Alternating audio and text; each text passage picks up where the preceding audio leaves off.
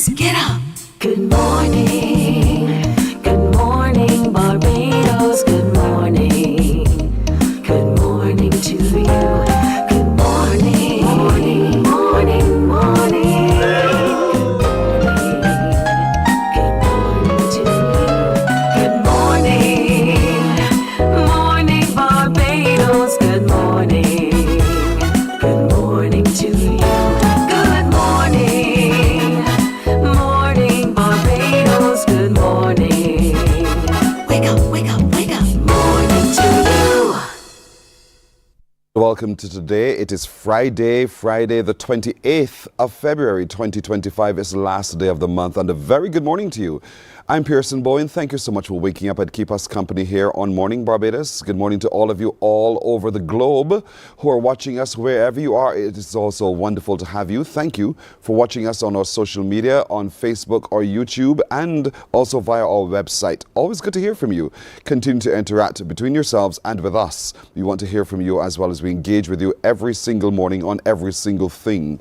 Also, if you have an idea or if you know of someone who you think we need to talk about here and share with the rest of the world on Morning Barbados, drop us an email. The email address is right there on your screen.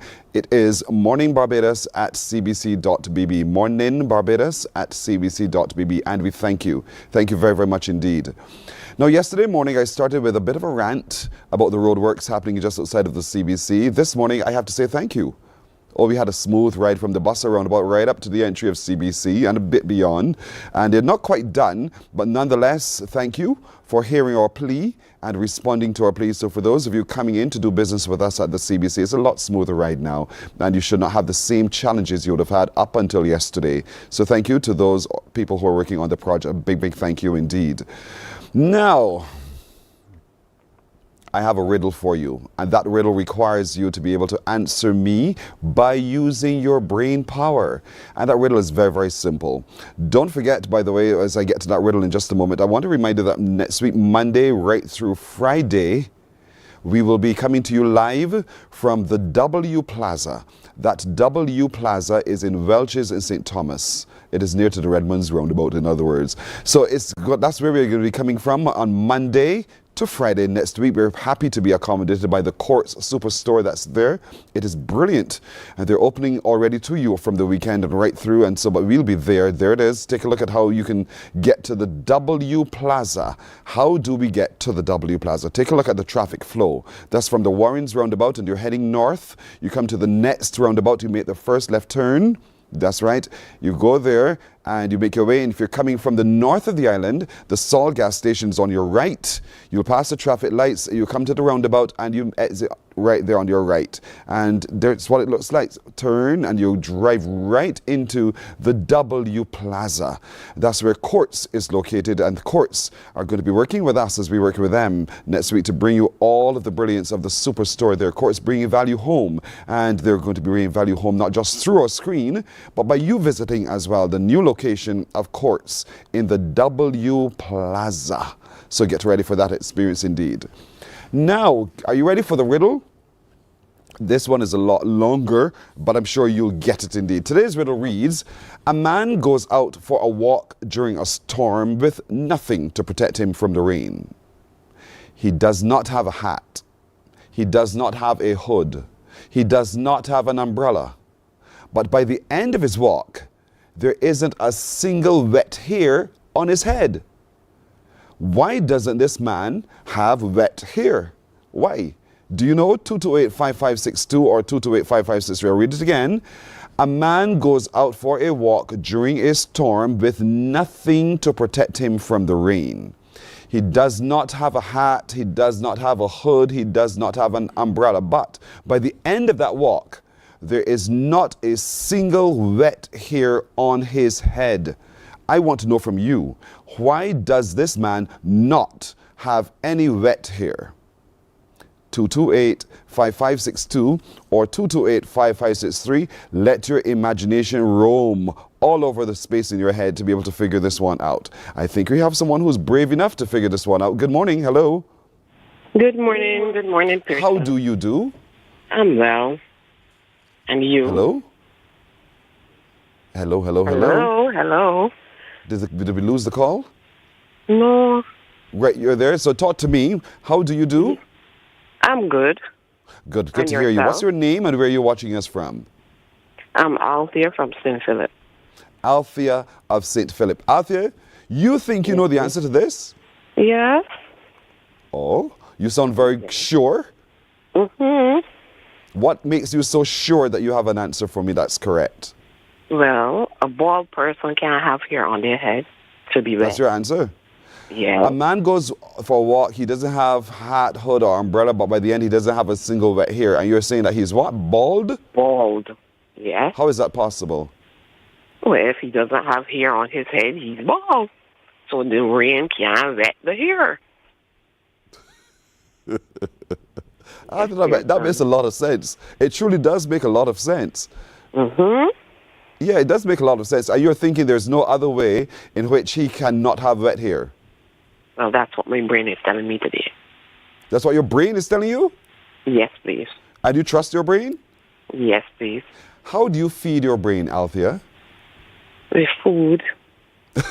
With what? It's regular brain food or regular food? Brain food and regular food. What is brain food? All the nutrients that I know is work for it. And what nutrients work for it? Pardon me? Ginkgo, biloba. Mhm. Then you have your vitamin B12, 6, 1, those things. And all of that you use? Of course. All of that, ginkgo biloba and all of that you use? Not the ginkgo, knowingly, but I know it probably is some food that I be using. Well But done, for Althea. sure, 1, 6, and 12. I like the fact that you take care of your brain in the same way you want to take care of your hair or your body. But Althea, you're absolutely right. There's no way that a bald man can have wet hair. You're laughing? Thank you. Have a You're welcome, wonderful Althea. day. Thank you so much for trying as well. I thought that one would have stumped you forevermore, but clearly not. Rhonda Hines-Graham got it right as well. She says he's bald-headed. Calvin King, the same thing. Anyone else on social media? Deborah Trotman. You guys are bright, boy. Y'all are brilliant. You paid attention in school. Greta Nichols, good morning to you as well. Have yourself a beautiful today. Thank you very much for watching us on Morning Barbados. Rhonda wishes the best to all of you as well, everyone, everywhere. Thank you so much, all of you indeed. Glenda Slender, how do you do? And to the beautiful viewers, she says good morning as well. Love it when you interact, and I love it when you interact with us as well. Patricia Ben, watching from Philadelphia. Good having you company too. We've been meeting some Bajans afar today, by the way. And Caron Olivier, good morning to you as well. Have a lovely today. Safe weekend as yours as well. One of those people we're meeting today is going to be with us in just a little bit. He's found himself playing the role that he's always wanted to play. And so we'll talk to him about what that means. He's a Bajan afar.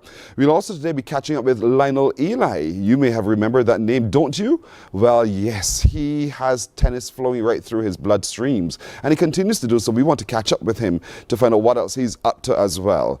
Another one of the visual artists on show in this exhibition that concludes tomorrow on in the Queen's Park Art Gallery is going to be with us today. We continue to pay attention to what reparation means through the eyes of our artist. She's a visual artist, and so we can't wait to hear from her as a law student and as a 19-year-old, what she thinks of reparations and how she's been able to use her craft to be able to express her thoughts there. March is the month in which the DEM focuses on other forms of disaster. And so we'll be catching up with them on what we are going to be expecting to do in the month of March in just a little while. And today being the 20th of February, so the last day of celebrations in St. Peter, the torch shall be passed on to the parish of St. Thomas. And so we'll be connecting with them today to catch up on what we can expect to happen today in St. Peter. But if you're ready, I am too. And so let's meet our first guest this morning, who is a Bajan afar. You know his face. But if I said to you Dario Dvon, do you know who I'm talking about? That's Dario Dvon right there. Good morning to you, Dario. Good morning, morning. Thank you for joining us. Where are you? I am in Toronto, Canada right now. Boy, is it cold? Really, really, really, really, really cold? It is. It is. How do you deal with the cold, by the way? It definitely took a bit of adjusting, but once I layer properly, I don't have any issues. It's really just commuting from place to place that it's cold.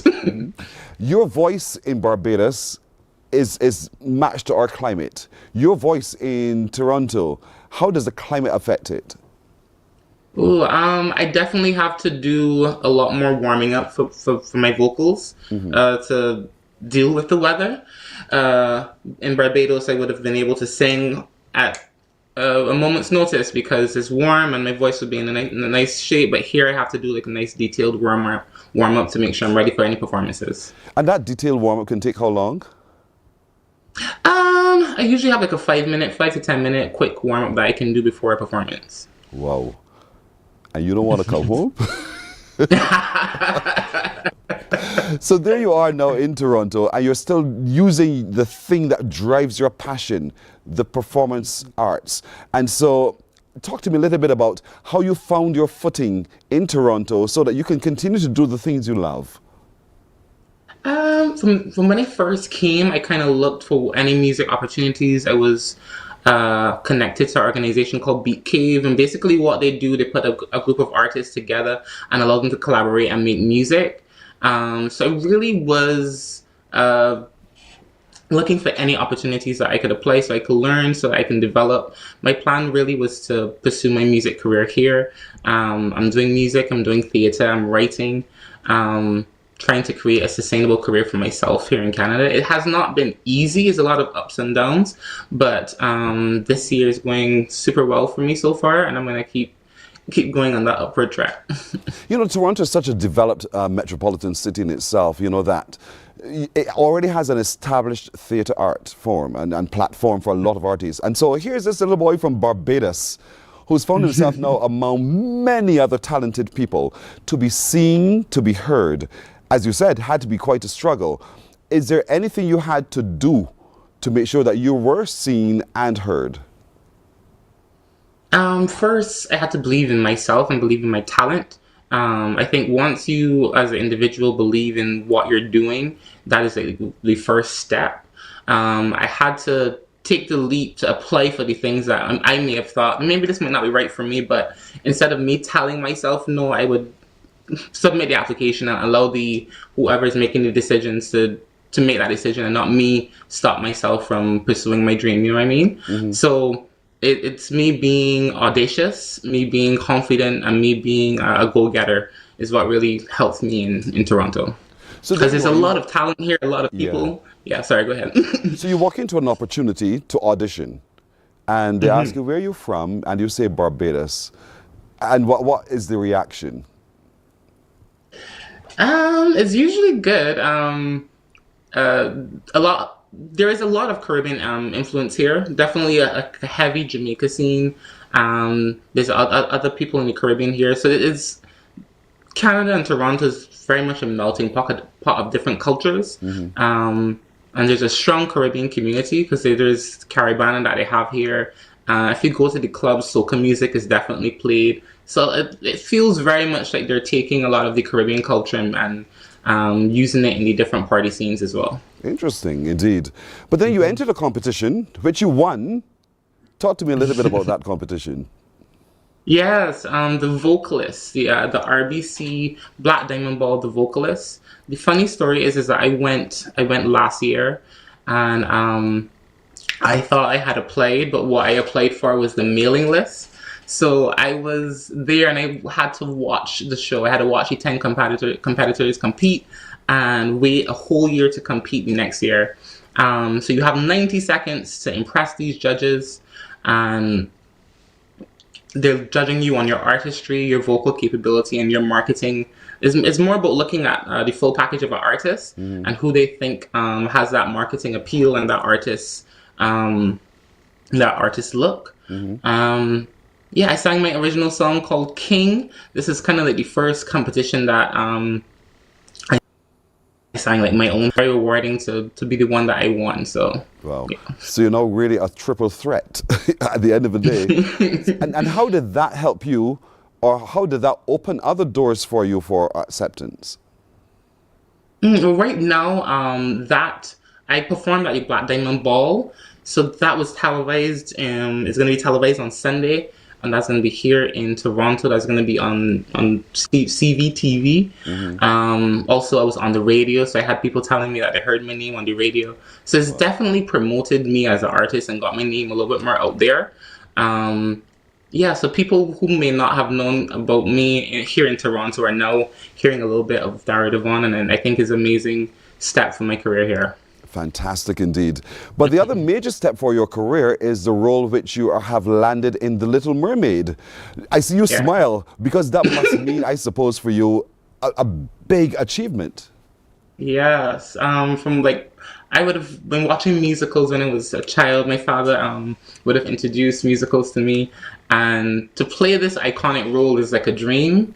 I named my EP "Living the Dream," and I feel like this year I kind of manifested that, and I'm living my dream right now. So I'm playing this musical every weekend. It's so much fun.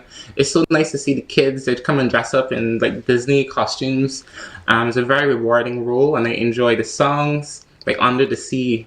Whenever I sing that, and the routine that we do is truly, truly a dream to be on that stage And part of performing. that dream is because you've always loved the character of Sebastian, which is what Yes. you've been picked to play. And there we are, I was just see elements of it, of some pictures on some of your characters on your screen. Yeah. What did it take for you to immerse yourself into the character so that you truly show that you are Sebastian? I'm working with him, the director Evan. He was very getting connected to the character.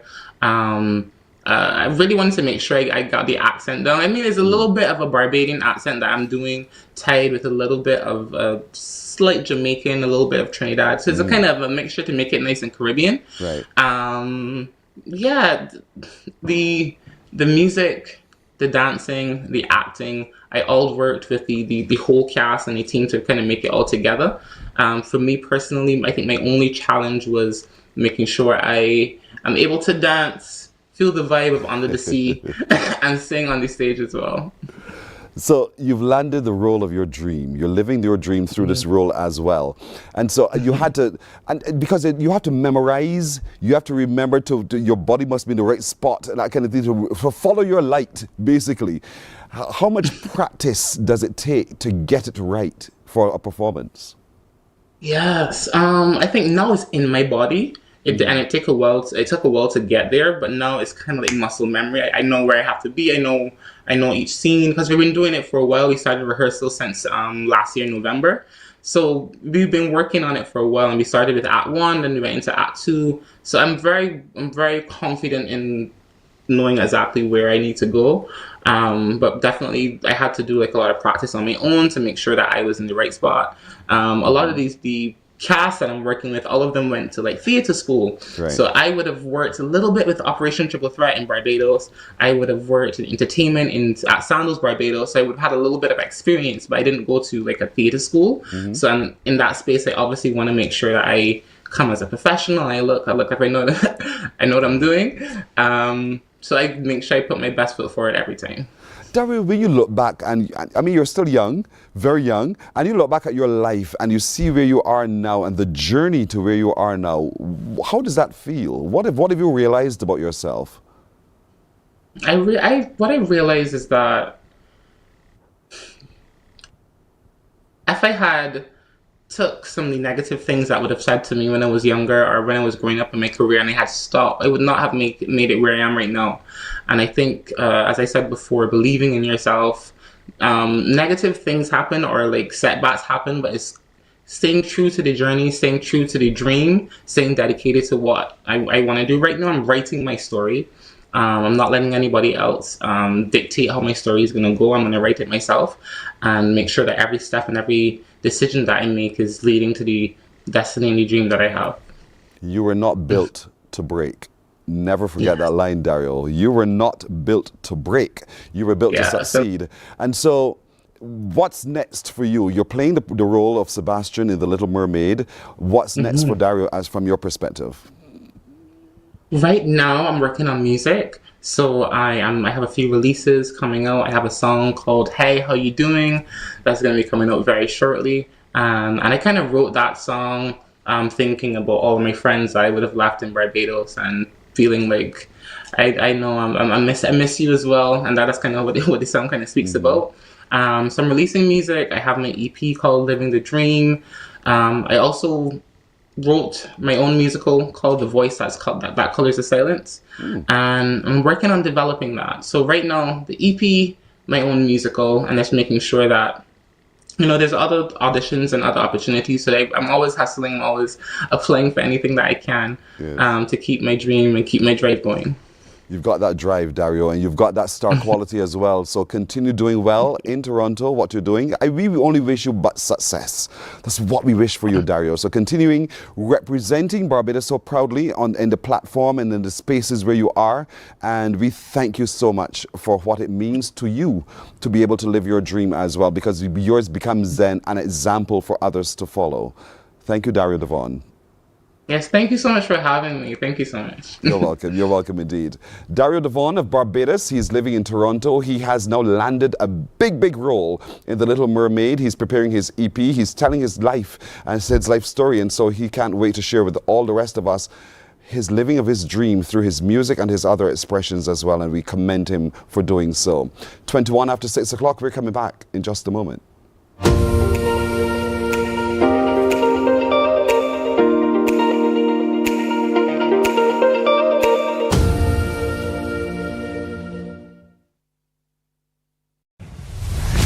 CBC TV8, the home of championships, will be bringing live coverage of Gold Cup, NAPSAT and BSAT in the month of March.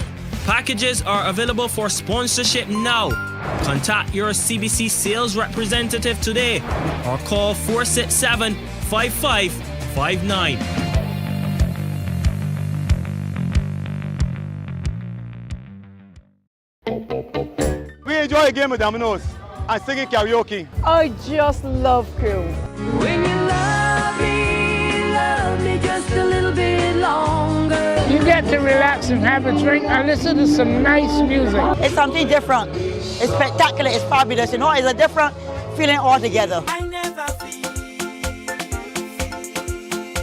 so good in a party yet. Follow me to Q in the Community this Thursday. So good in a party yet. You know why? I need. The facts say Morning Barbados reaches an audience of over 50,000 and Newsnight reaches over 56,000. It's simple. When you advertise, you're getting your message to over 50,000 of your potential customers. Make the call to CBC Sales Department today and watch your business grow. Contact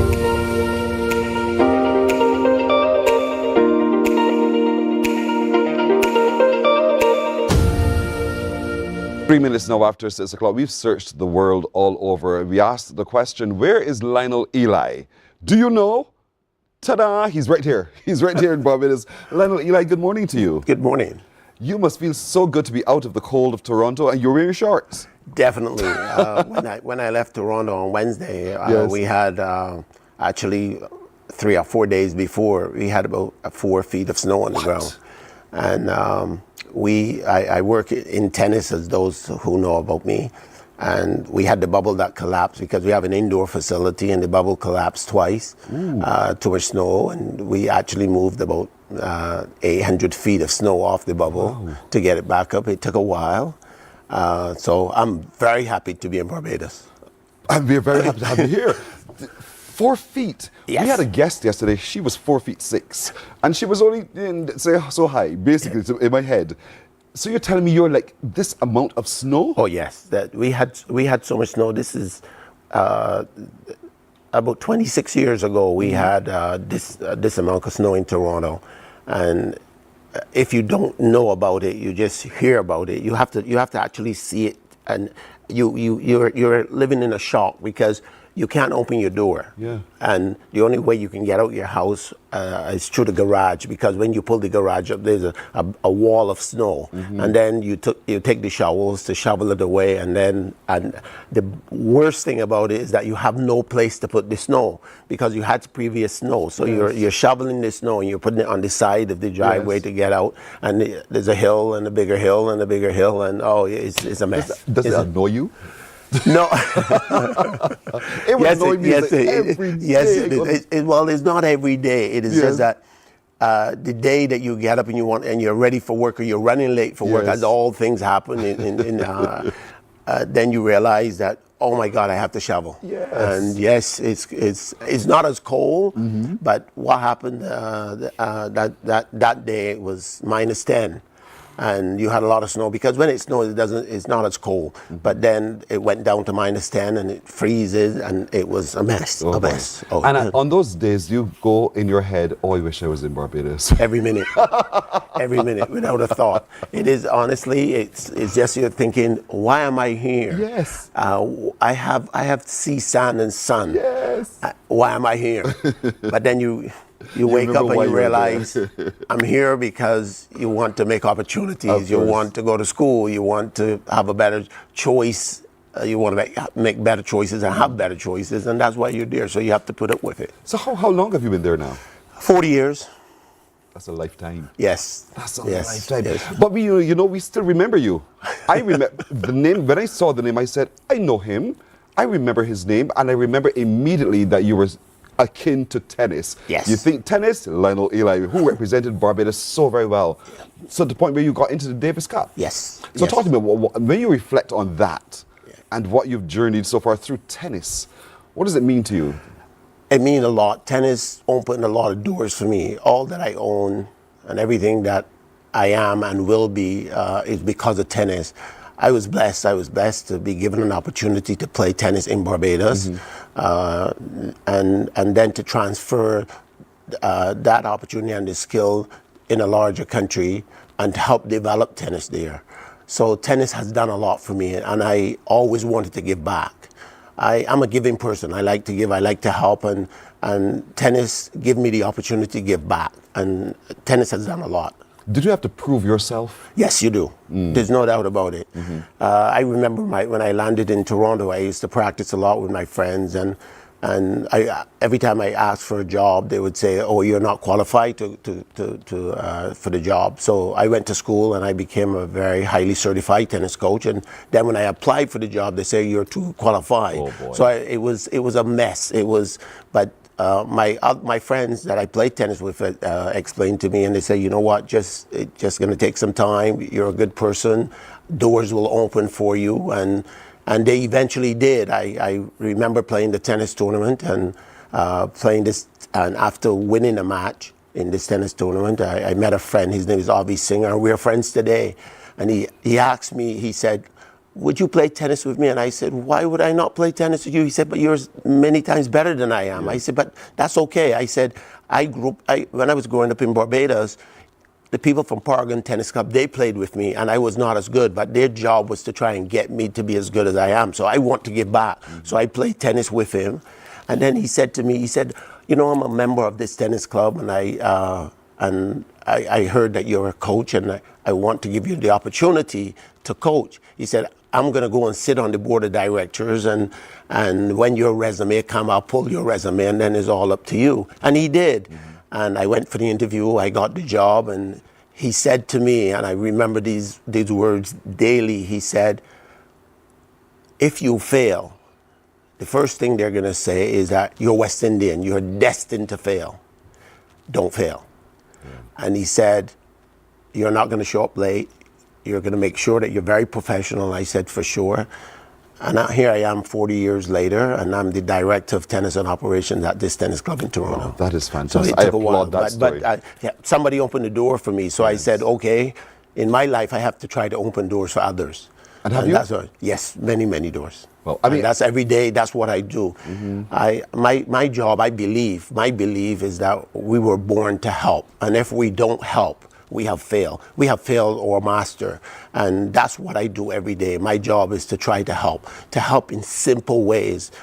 When I'm driving to work in the morning, the person in the back, when I go to Tim Hortons and I go to get coffee, or I don't drink coffee, so I go to get hot chocolate or tea, I always make sure I can buy something for the person behind. Now, one of my friends said to me, well, why would you do that? That guy could be rich. I said, how do you know that? You have to give him a chance. It's his job to pass it on. So just by those simple things. And one day I said to myself, if I can only do 5 things a day, 5 things. I just want to do 5 things a day that's different, that's out of the ordinary. Just 5 things in helping people.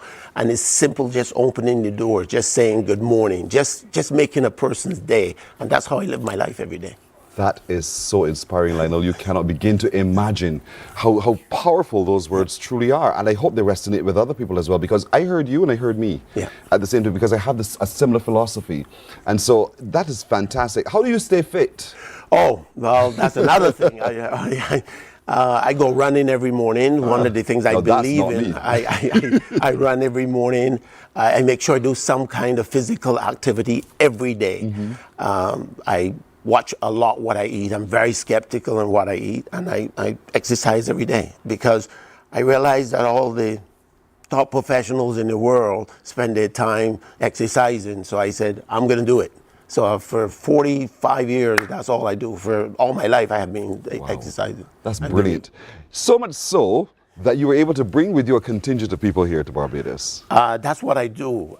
For 26 years, my mandate was to try to get sports tourism from my aspect, tennis, to Barbados. So I was fortunate.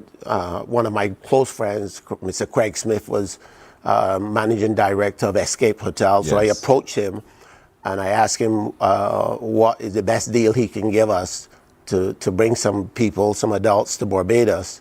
And he gave us an amazing deal, especially because it's pretty expensive to fly to Barbados and stay in a hotel in the winter season, because that's your winter season. But he gave us an amazing deal, and he was the pioneer to help us to get this project off the ground.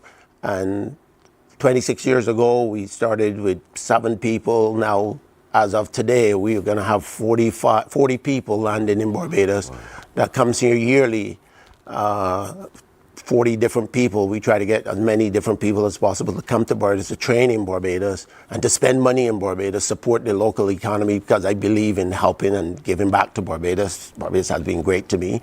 And they fall for it and they love it, and we show them all around, and we get them to do everything possible that you can do as Barbadians. We get them to eat locally, we get them to go swimming with the turtles and traveling the island, and we make sure that when they leave that they want to return, and fortunately for us, they do. They do. Love it. I love it indeed. There you are. We missed it. I wanted to show Lionel a little bit of what we just saw at the end there, because while you were talking as well, we were sharing with our viewers a bit of what you do and the people who you go around with as well. But from where you sit in Toronto and you view tennis in Barbados today, what do you think?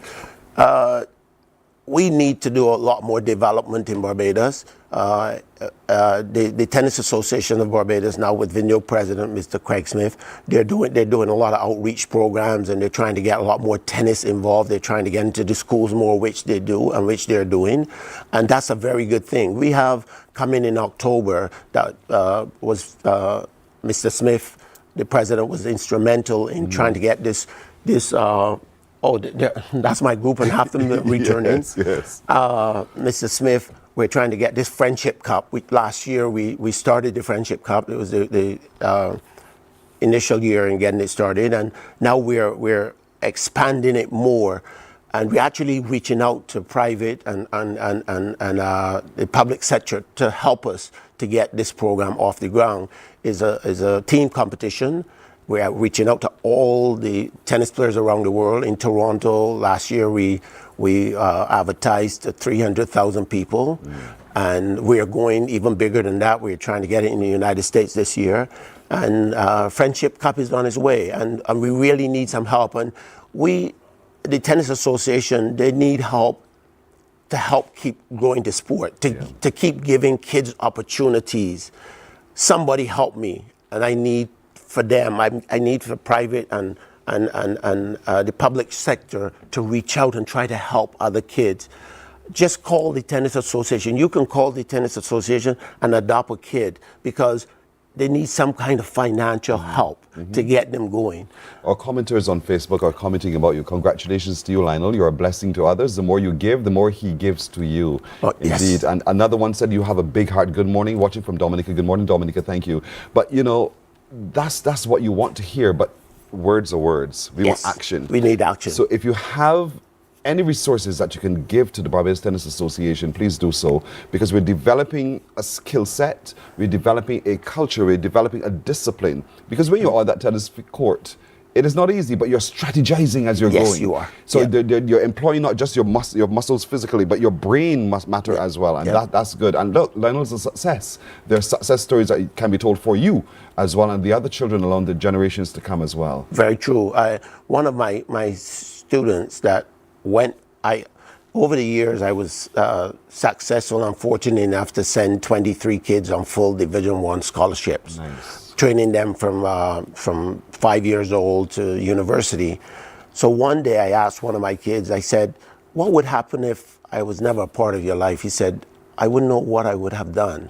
He said, you have provided me with so many opportunities. We all have to meet our maker. If I meet my maker tomorrow, I think I have done my job. I will continue to do more, help more, give more. But our job is to help. Our job is to give. They say when you give life. When you take life. I try not to take. I try to give more than I take. And I want us to do this more. I want us to give more opportunities to the youth. I listen to the Barbados radio on my way to work every morning, and I hear the problems that they're having in Barbados with the young kids. And I'm sure it's happening not only in Barbados, it's happening in Dominica, Jamaica, Trinidad, everywhere around the world. But I think that we have to want to give and want to help more. We have to stop talking and we have to give more. We have to show more with actions other than with words. Because it's easy to speak, but we have to give. Lionel, I feel your passion. I feel your passion and your purpose as well. And so I want to commend you today, really, on behalf of all of us who are Barbadians, and Vereen Walker is in a true Bajan indeed. What a true Bajan he truly is. What an inspiration as well. Thank you for being the light that leads the way. Thank you for being the giver who gives life to all of those other youngsters who want to involve in the game of tennis to start with, but to live their best selves. And I can't imagine what it must have felt to you to hear the voice of that youngster who said to you, I do this because of what you've given to me. Thank you, Lionel. We do this because of what you've given to tennis and to Barbados as well. Thank you very much, sir. Good to see you. All right. Sit. Don't rush away from me, Lionel, man. We got time. Lionel Eli is his name. Tennis is his game, but purpose and building out the purpose of people as well is his passion, and we're a part of it as well. Mornin Barbados takes a break here. We're coming back in just a moment.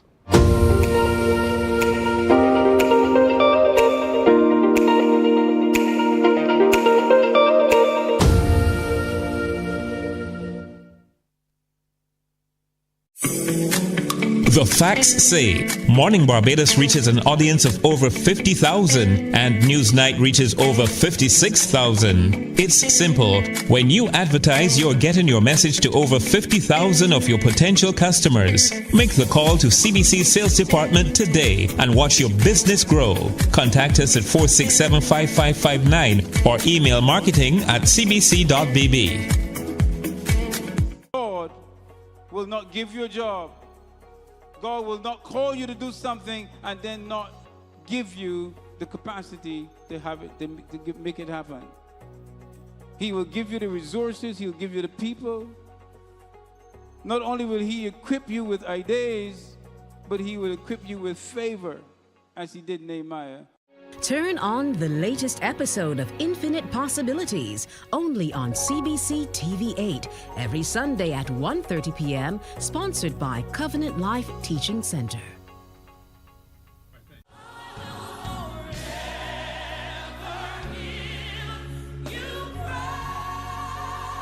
An hour of inspiration, celebration, soulful praise, and uplifting messages that will refresh your soul and fill your heart with joy.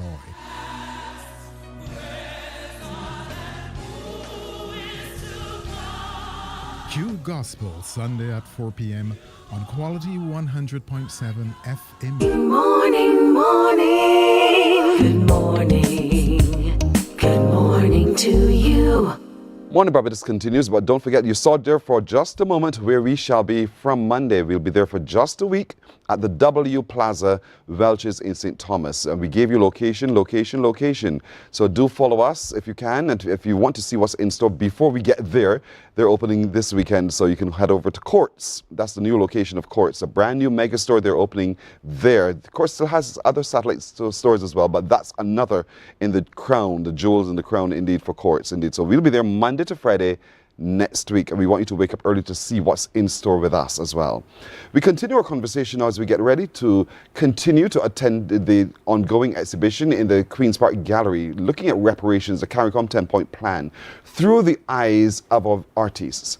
I'm happy to be joined by a 19-year-old law student who has a point of view to share as well. Her name is Lindsay Collins. Good morning to you, Lindsay. Good morning. How are you? I'm doing well. How do you do? I'm doing good. What's been the response, you think, to your pieces at the gallery? Well, most of the pieces, which was my purpose as well, was to raise questions. So what does this mean? How does this engage with history? And how does this light the way forward?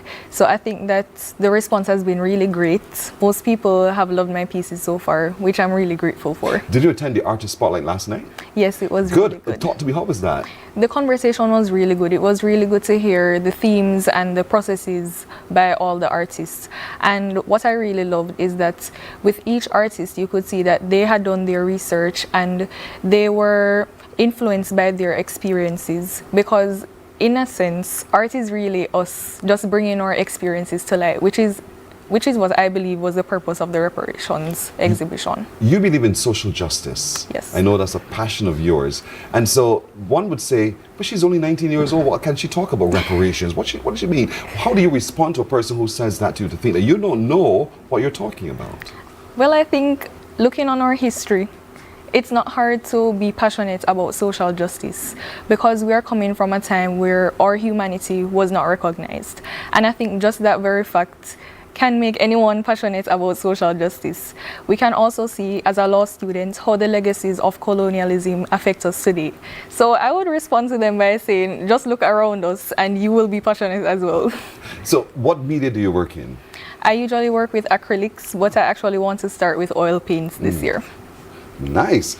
And so you've taken the whole question of reparations, and how have you represented it for those who have not yet been to the exhibition, which concludes tomorrow, by the way? So central to my concept for the whole piece, well, pieces, because I did 3 pieces, was the concept of reimagination. So reimagining how we think of our history, how we think of our identity, and what our approach is to the reparatory justice movement. So in all my pieces, I hope to include elements of the 10-point plan, because I don't think a lot of people know about it in the public. So is this one of your pieces? Yes, that's actually called We Are, and it's based on a famous painting in the abolitionist movement, Am I Not a Man and a Brother? But in that painting, the person was asking for their humanity to be recognized. So I sought to reimagine it through a woman-centric lens and basically say, we do not ask for our humanity to be recognized. We demand for it, because we are sovereign equals. We are worthy of the same dignity and the same opportunities that others have gotten. So can we go back to the first piece? I want to share with Lindsay my interpretation for just a minute. If you can share that one, the first one we just shared, because we shared 2. Because what I saw, for me, this man is kneeling, and he is almost like he's carrying the weight of all of these things around him that are happening around him, the lived experience. But he's also showing that there's hope, because at some point he's going to rise from his knees to realize all of this. And this is, for me, beautifully depicted. It's almost like the angels are there with him as well, the lighter colored bits at the bottom. That's my interpretation. You got to forgive me, but that's part of the conversation. Yes. And that's what we're talking about when you go there. But it's more than just conversation now. We want to be able to take that interpretation and move it into action. How do you see your art being a part of that journey to not just know, but to do? So I think the Artist Talk had done a really good job at it, because we used art to spark the conversation.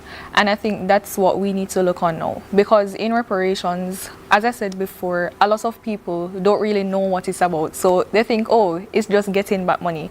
But if you look on the 10-point plan, it's really comprehensive, because you can see the effects of colonialism in the public health crisis, in the illiteracy rates in the Caribbean, and a lot of things like that. So using art in general to spark the conversation on reparations and why it is necessary is a valuable tool to shift the public perception and mobilize more persons, especially the youth who are coming up. You're right, because sometimes we've been hearing a lot of talk, And while the talk may sound pretty and beautiful, and we can see some of the images in our head when we hear the talk, but to see it, to actually visualize it and see it presented to you, spurs a different kind of response. And that's what this presentation, the exhibition that's on now at the gallery, Queen's Park Gallery, is all about. To be able to move you from just a thought to see it represented in front of you, and now it helps you to understand the path that one can take. Working with all of the other artists who are in the gallery as well, how has that been for you? It's been really amazing. I like your smile when you did that. Really, really Why amazing. do you say that? Because I connected with so many of them, because we share the same values and we understand and we recognize the pain that we have faced as a region. But we also are inspired to know that a better day can come. And I really am so grateful for this opportunity, and I'm really glad that this was my first official exhibition. Nice. Because it's something that has been really close to my heart. You sound Jamaican, am I right? Yes, I'm Jamaican. Good. And so this is a tripartite exhibition, as a matter of fact. It's showing in Jamaica and also in Trinidad and Tobago with Barbados. How important is it for you to get your art also into Jamaica, to tell your side of the story? It's really important because I believe that reparations is a regional thing. We have to take a regional approach. We have to unite and we have to come together as one unit to advance our cause. So transferring my work to Jamaica is really important. Not only because I'm Jamaican, but because I believe that the messages that each artist has shared through their work need to be spread not only across the 3 countries, but across the whole Caribbean to spark conversation. Why do you think it's important that Barbadians come to the gallery to see the exhibition? I think when you see the art, it really shifts your perspective. Because I remember this quote. It was basically saying that art imitates life, but life can also imitate art. And I feel like for the pieces that are in the exhibition, they're so moving, they're so emotional. Some of them will make you cry because you see the experiences and you're taken back. But you're not only taken back to see the pain, you're taken back to move forward and to acknowledge what has been done to us, because I feel like a lot of us just brush it over. And to use that acknowledgement to spark change and to mobilize ourselves for a brighter day. Have you ever dreamt at that, almost in the perfect world, what we could have been as a people? Yes, I often dream. What do you see? I think at the heart of it, it's knowing who we are. Because we were stripped of our culture, we were stripped of our identity, we were stripped of our humanity. And we can see these effects today. We can see them in the high rates of incarceration all across the region because of blocked opportunities. We can see them in unemployment, the shortage of labor. We can see them all around. And I think that it is in knowing who we are that we can truly advance, because if we don't know who we are, how are we supposed to move forward in our purpose? One of your pieces, I saw a lady and she was proudly carrying the scales of justice. Yes. But the pride that she walked with said, we are demanding reparations, the scale of justice has to be balanced again. And so she was proudly walking that. And I'm looking at now from the perspective of once we know our past and we begin to reimagine our future and who we ought to be, how, there she is, how she can proudly move through saying the scales of justice have been balanced, I am. And so to be able to, in talking about reparations, to be able to imagine what it will be like. Yes. So that we can begin to change the perception of who we are as well. I think it's fantastic. Karen Oliveira is saying, what a very passionate young lady. Blessings to you on your journey as it continues. And so those are coming from our social media commenters who are watching you and listening to your expressions as well. But I think for me, we also need to show what is possible, what can the changed society, once reparations have been offered and met, what we can look like, how we are a proud people with a lot of potential and a lot of possibility. Yes. And can you imagine that, walking the street knowing that that other person has lived my journey, but look at their success. Yes. Look at who they are. And reparations can play a part in all of that. Yes, definitely. When you get a chance to engage with those who come to view your art, what do they say to you? Well, first they'll be like, oh, you did this? And I'll be like, yes. And then they would ask me what it means. So I usually give them an explanation. Or sometimes I ask them what they think of the painting to mean. Most most times they're struck by the same lady because it's called Our Lady Justice. Because I believe, that's why I put it in the middle, and it's the biggest piece as well. So Our Lady Justice is a reimagination of justice, because historically justice was not for us, especially through the formal legal system, which I learned as a law student. Yes. And it's in reimagining justice to a more restorative approach that we can truly have justice for us and justice by us, because that is the whole purpose of reparations. So when I explain that everything ties together, and then they ask me what I do, I say I'm a law student. Most of them are shocked as well. Yes. But the response is generally great. You have the alias Colored by Justice. Why? Well, it was actually, I think it was last 2023. I wanted to incorporate art with law. To most persons, it sounded crazy. Yeah. To me, it sounded crazy as well. But I was like, there must be something more, because I loved art and I love law. So I was writing something one day, and usually these random thoughts pop up in my mind. And I was like, I want to color the world with justice. Wow. And I was like, that sounds like a good idea. So one of my lecturers had actually encouraged me to make an art page, because she was like, you can't just sit on these talents and not do anything with it. So I just named my page Colored by Justice. And that's my goal, to raise awareness on human rights issues so that we can have a better future. We can see something beyond what is, and we can inspire hope. That's beautiful. How did they find you to call you and say, come, we want to share your art in this gallery? You know, actually, I saw it on Instagram. I was just scrolling one night, and I saw a sponsored thing, Reparations now. So I was like, I don't think I'll get through. So I just scrolled past it. Yes. Then 5 days straight after that, I saw the Reparations now. It was reverberating in you all the time. It was reverberating. So I was like, this must be a sign from God. Yes, yes. And I was actually doing it while I was doing my exams. Yeah, the deadline was before my last exam. Wow. So that was really hectic, but it was really fulfilling as well. So you had to do it. I had to do it. And no regrets. No regrets at all. Talk to me because I want younger people like yourself. She's just 19 years old. And so this is not an exhibition for just the mature audience. No. This is for every age and every stage. Talk to me a little bit about how important you think that is, that everyone of all generations do come and visit the exhibition. Well, I think a multi-generational approach is very important, because if we don't educate the youth of today, how will they change tomorrow?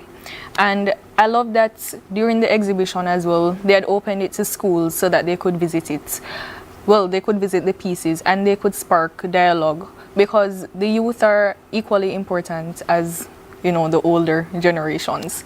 If we're supposed to bring change, and if we're supposed to fight the cause for reparations, which might take 10 years, 15 years, we need to mobilize the youth from now. And I really like what Jamaica is doing, because I know that they have a debate coming up amongst the youth on reparations.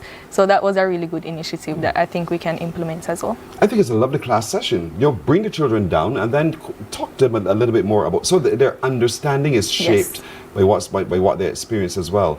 And it's okay to have a different opinion. It is okay. Don't think that all of us have to conform to the same mindset. We're all reaching the same goal of reparations, but we can take it from different perspectives. Yes. And that's why I think the exhibition also allows us to be able to experience that from different perspectives. They're different people. We're also wonderfully made differently.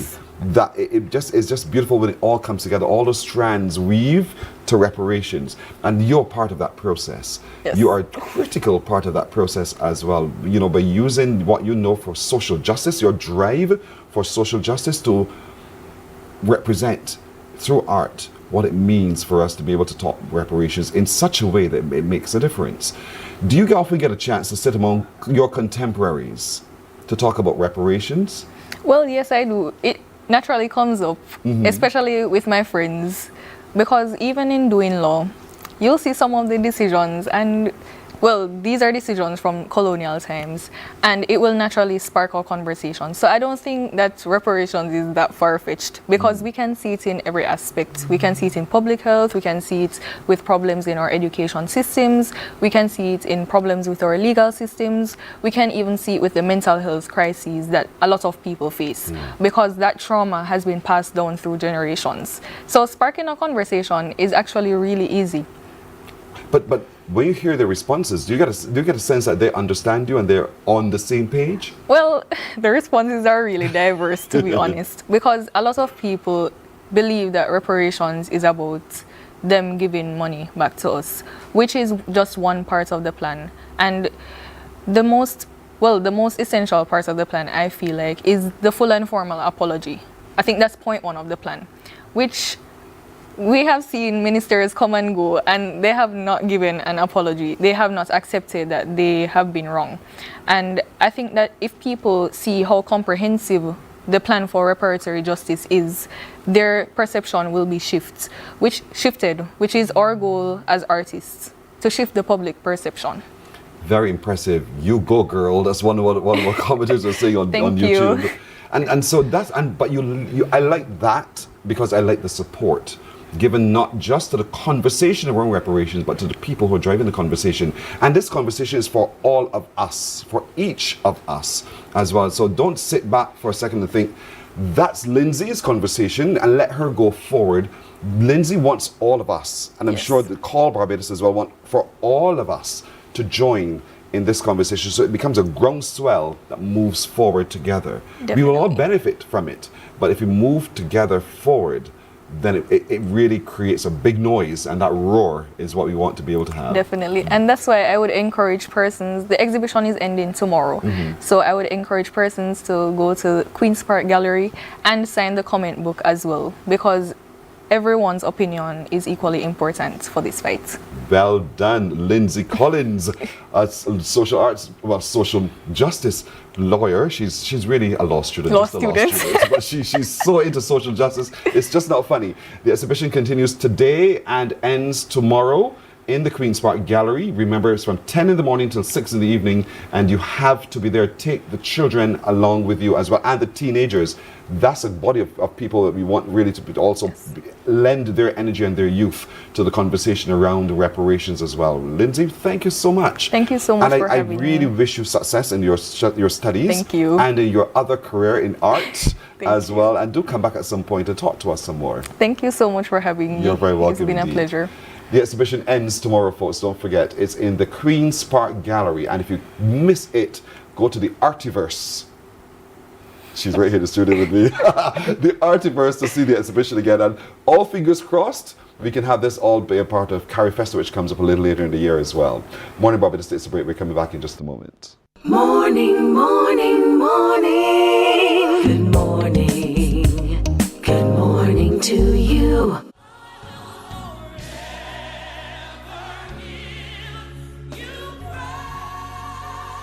An hour of inspiration, celebration, soulful praise, and uplifting messages that will refresh your soul and fill your heart with joy.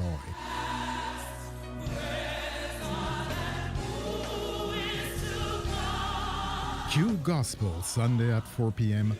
on Quality 100.7 FM radio, bringing you closer to the music, the message, and the ministry.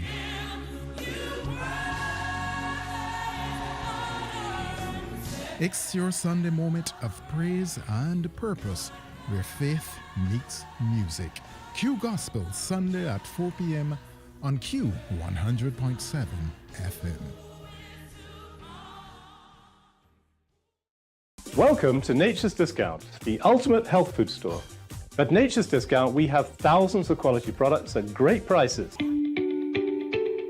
Hi guys, Dottie here with Nature's Discount, and today we are talking about Solar Ray, microbiome, probiotics, and why you should be taking them. And we have well over 3,000 amazing products to help you get healthy. For your health tips, tune in to CBC TV 8 every Monday, Tuesday, and Thursday for Nature's Discount, sponsored by Get Healthy Incorporated. Our world today is not the world God wants it to be. One of the reasons, which will surprise many, is that our planet, its governments, and its peoples are all living under the weight of Satan's rule. From the beginning of mankind's existence to today, human history is the written record of what it means to live under the rule of the devil. Yet that rule is coming to an end, and what a difference that will make. Every Sunday. Morning, morning, morning. Good morning. Good morning to you. Let's update you on the news now. Cabinet is in receipt of the promised draft legislation aimed at protecting the elderly. Minister of People Empowerment and Elder Affairs Kirk Humphrey says the bill will be laid in Parliament before the end of March. He says it will allow the government to do more. Having that bill allows us to do things that we can't now do. People come to me all the time, they say, Minister, I know so-and-so is being abused. The NAB doesn't have the power right now to go into anybody's house. They can't remove an elderly person from a position of abuse. But the new bill allows us certain privileges, certain authority, done under, obviously, a very strict regime that does not allow anybody to take advantage of anybody, but similar to what we do in the Child Protection Bill.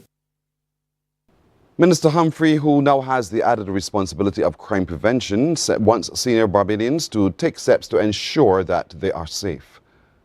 To be mindful of their environment, when they're walking to and fro places. I think I would also encourage, as I did during the Well of Parliament, for Barbados to become a little bit better lit at night so that women particularly feel safe as they walk to and fro. We can't be encouraging people to walk in darkness. And of course, as you get older, you're a little bit more vulnerable, and just to make sure that our seniors are safe. Several students of the University of the West Indies, CAFL campus, staged a protest demanding action to urgently address their issues. The students who carried placards and chanted they were seen outside the office of the Student Services. One of them, who preferred not to speak on camera, told CBC News their complaints have gone unanswered. Well, we're protesting because there are a myriad of problems that we continue to express or continue to have at this school. And we've exacerbated all necessary platforms, all necessary channels to express our opinion, and we cannot continue to operate under these umbrellas. So today we are protesting, we are standing up, and we're letting them know that this stifling of student morale at the school needs to change. Well, we do know that the protest was halted after UE officials intervened with campus security and the members of the Barbados Police Service. Repeated efforts to get an update have been unsuccessful so far.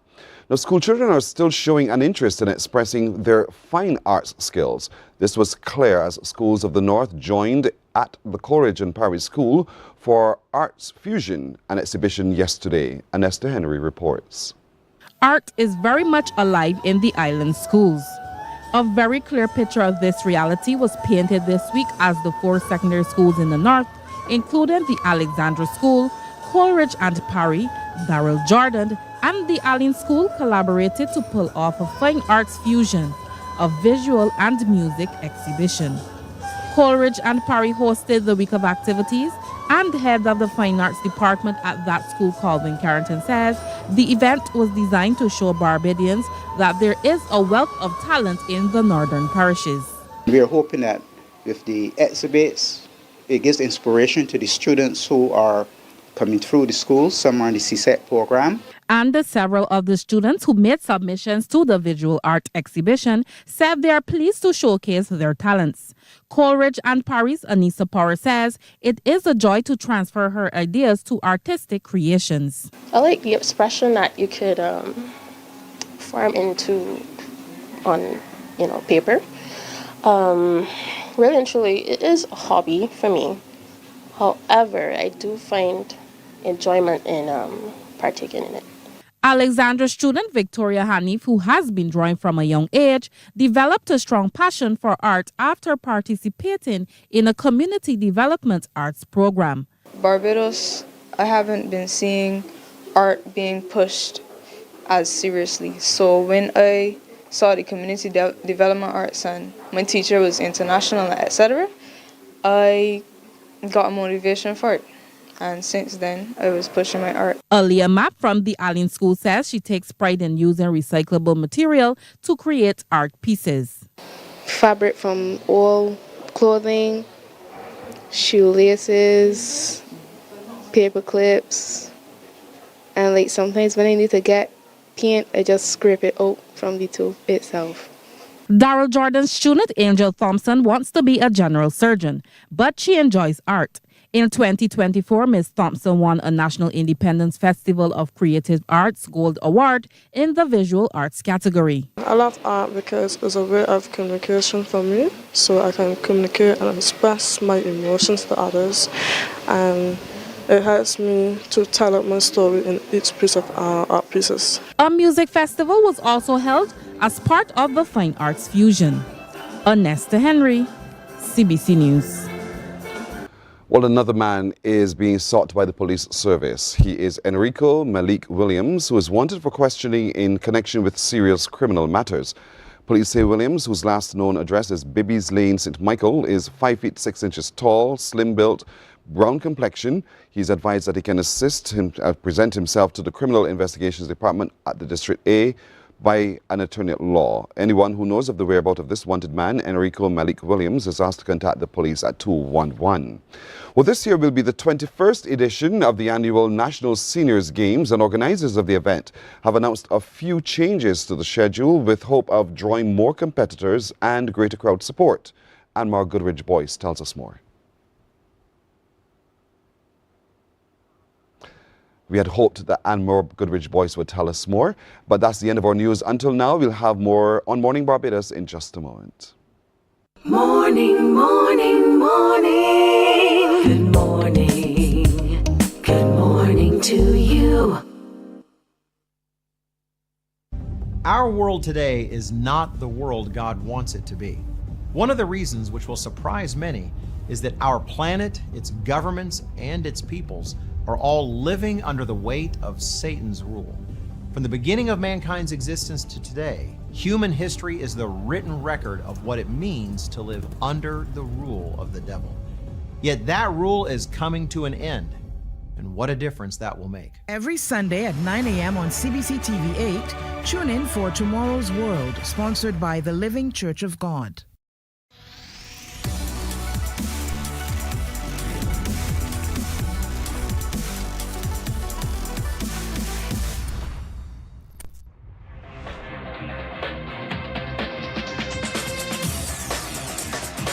Week after week, Scold presents exciting reports and documentaries on the most varied topics of our time. Spectacular developments and innovations, lifestyle and trends of tomorrow, mobility and tourism, health news, highlights from art and culture. Each contribution grabs the viewer with extraordinary images and stories and takes him into fascinating worlds which he experiences here exclusively and up close. We're there when companies and specialists develop super satellites for a global network in space and can look behind the scenes. Scold is a window to everything that is there or is... Morning, morning, morning. Good morning. Good morning to you. We're 8 minutes after 7 o'clock this Friday morning indeed, and so yes, the Gold Cup coverage on CBC TV 8 tomorrow. Yes, we'll be coming to you live from courts at the W Plaza from Monday to Friday next week. We want really for you to wake up and see for yourself the exciting things that courts has to offer you to bring value to your home as well, and a whole lot more. But we do know about hurricane season. And sometimes we pay so much attention to that we forget that there are other things for which we need to be prepared, other forms of disaster. Month of March is a time that the Department of Emergency Management spends to heighten our awareness and naturally our preparation for such. Joining me right now as we take some focus on what's coming up in March is a program officer, Mr. Simon Aline. Simon, good morning. Yeah, good morning, Pearson, and good morning, Barbados. You're rum or coke? I am the coke. Oh, so you're the one that softens the rum. Yeah, the mixer. The chaser, yes, the chaser, yes, the yes. mixer. Well done.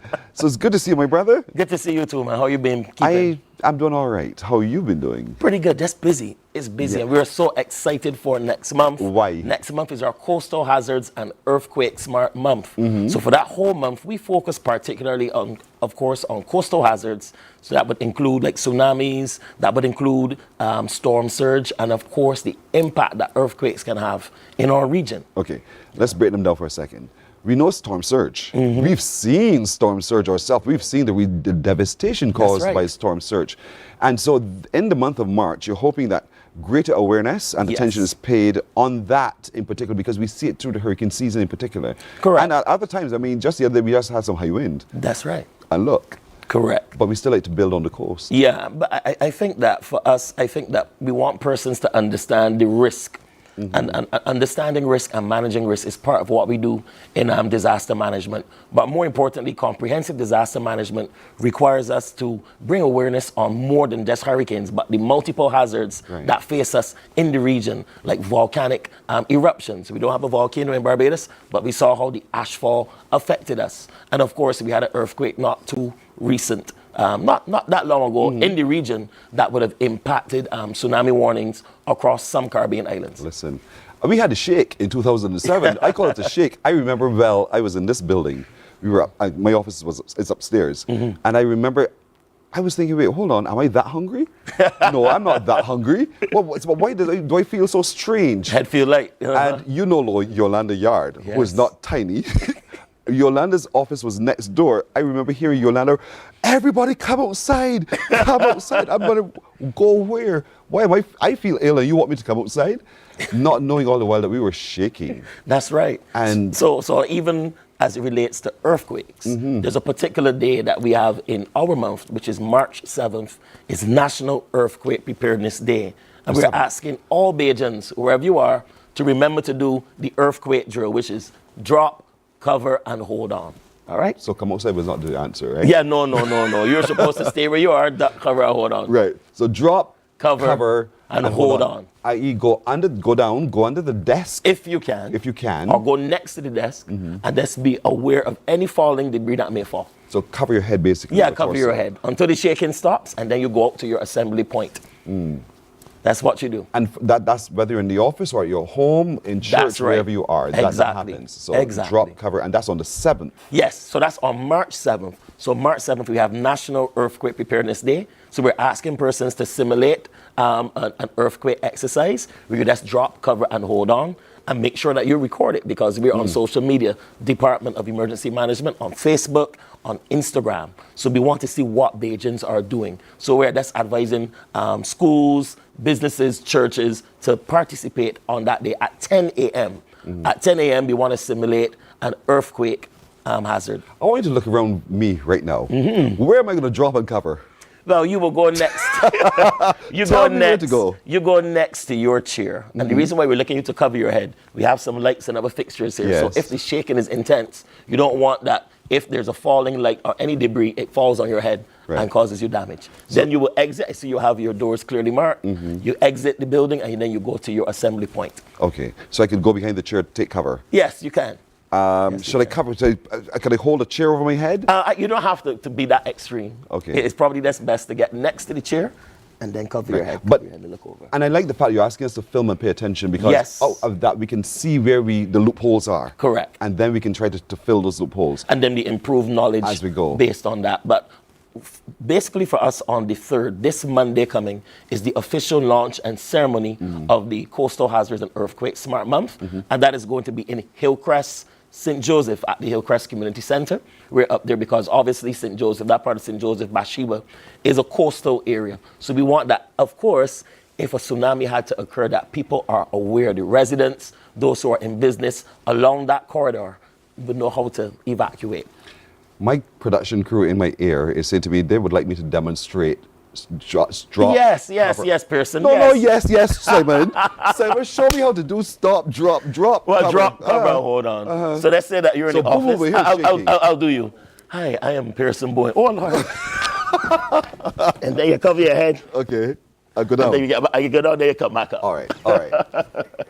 I've learned from your example. Exactly. Thank you, production crew. Thank you very much indeed. So that's our example. Right. So that is March 3rd. I also mentioned that on March 7th is the National Earthquake Preparedness Day.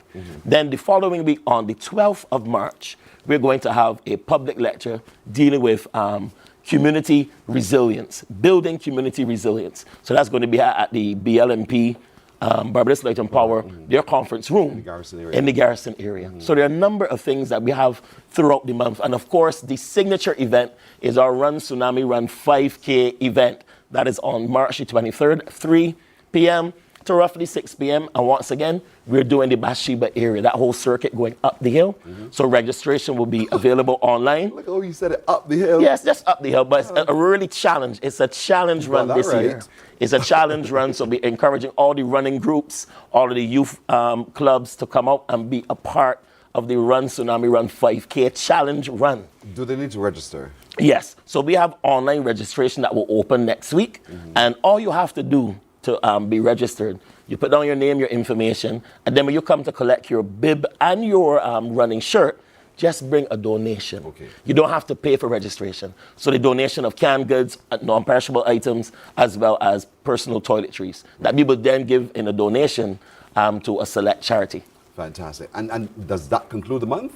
Yes. Okay, so we have some activities. So this first one is coming up on this Monday at 10:30 at the Hillcrest Community Center. Monday. And that's where we want you to come and learn a little bit more. Of course, about the whole program and what we're doing. And of course, to the residents in the area to get more familiar with tsunami and earthquake preparedness. And there are going to be cultural presentations on that day and the like. Yes, Right. we have What time does that start? 10:30 a.m. And we have the Haynesville Youth Club doing a really wonderful cultural presentation down there. That's on March 3rd, Hillcrest Community Center, 10:30 a.m. The one I'm looking forward to is the one on the 7th. That's you. We want we want to see you and doing on that day, now God spare life, on that day, I think we should, my production crew is so excited about this, we're going to demonstrate, we're going to pretend at some point in the show that the alarm has sounded and I need now to be able to respond. Yes. But don't get over the initial shock. Yeah, so we will demonstrate that with you on the 7th. Drop cover, hold on. Talk to my producer. Maybe we can have you you critique us at the end of it all. Why not? Why not? Talk to her when you finish. Definitely. Oh shoot, no. We're going to be at courts. Okay. You got busy, very busy. That's a different thing. Yes. So sorry about that, Simon. That's all right. But I mean, even in that environment, you can still do something. Yeah. So still talk to her. Because earthquake can happen at any time and during working hours or after at home. So we want people to be aware of what to do and then to move. When the earthquake, the tremor is happening, that is not the time to run. That is not the time to jump through a window. That is the time to drop, cover, and hold on, and then you exit the building or wherever you are into an open space. It is not also the time for you to, where's my bag, where's my laptop? I have to pack up. My phone. That's what we tend. We want to guard our possessions or personal items we want to keep with us, but that's not the time to do so. No, it's not. It's all about the preservation of life and then getting to the assembly point if you're inside the building. That is so important. And don't stop to assess the damage yourself or the danger yourself, because that's what we tend to do. We say, this is nothing, I don't need to hurry. Move as quickly as you possibly can. Exactly, after that initial shaking. Yeah. So this is important, folks. This is important. Whole month of March, a whole month dedicated to reminding us of these coastal and other hazards. Earthquake hazards, that's right. Which we're going to be spending talking about here on Morning Barbados as well, and demonstrating in whatever ways we possibly can too. Remember, for that 5K run, you need to register. 5K run. It's a run and walk. 5K run and walk, but we really want the runners to come out. This is a challenge circuit. You're going out. I mean, the route is lovely, but it's going to require a lot of upper body and leg strength. No, that I will not demonstrate that. But you need to register, and again, registration. Registration will be open online. So you can follow us on our social media pages. Facebook, we're on Instagram, and also we have www.dem.gov.bb. It's a worthwhile cause, and registration is free. Just bring the non-perishable items or some personal care items. Lovely. Simon, thanks. And thank you. Thanks for having drop me. Cover roll again. Yeah, drop cover, hold on. Oh, sorry. I'm not on fire. Drop cover and hold on. No, you see, that's the thing. What I've just repeated to you is what the children say. Yeah, that's for fires. They say about drop cover and roll. I know, but I'm saying that to say I like the fact that the children in school, they know it so well. They know. They teach you. They do. They teach you. And would you be doing some of that in the month of March as well? Of course. So we have a number of targeted outreach events that we will do. So one for sure will be the the Adopt a School program. So one school, the St. Lawrence Primary School, we're going to work with them from March 2025 to March 2026 to build awareness on the earthquake hazard. That's a coastal school. That's why they were selected, so that the children know what to do. And along our coast, you would have seen a lot of tsunami warning signs. And we want to encourage people, do not destroy or vandalize or remove the tsunami warning signs. They're there for a purpose, so that people would know where the evacuation route is and how to get to higher ground in case of a tsunami. And become familiar with the route. Of course. Don't just see it and say, oh, well, they got us something there. Become familiar with the route. Exactly. And some would say to you, but well, Simon, there's nowhere in Barbados that's far or high enough. But the thing about it, we always say that, but if, let's say, for example, you're at Oistins, and then you want to get up from Oistins, you go up, of course, the ridge, because Barbados is not as flat as you think. You know, you go up the hill. That's like if you're along Spring Garden, you have Deacons, you have Black Rock, you got Grisettes, you got Cave Hill. Yes, Barbados has a slope, a natural gradient. So we want those persons in those coastal areas to understand that if they hear the roar of the sea, if they feel the strong shaking, and if they can see the sea receding, move to higher ground. In the car? Well, you know, that's what we're going to do. My car's not staying there. But if you're already driving, obviously you have to continue. That's a different matter. But we won't advise people, if they're going to evacuate, to go and get in a car. Because what happens in Bridgetown, we get bumper-to-bumper traffic. If anything is happening, there's bumper-to-bumper traffic. So we want people to evacuate. If you're in town, obviously, you can evacuate vertically. In other words, try to go in the highest floor in the building. If you're in a shopping mall, if you're by Kia Shepherd, if you're somewhere in Bridgetown, if you're by the city center car park, you go up, or you get close to the city center car park, or you go on another floor. Yeah. Those things are important. Height. All right.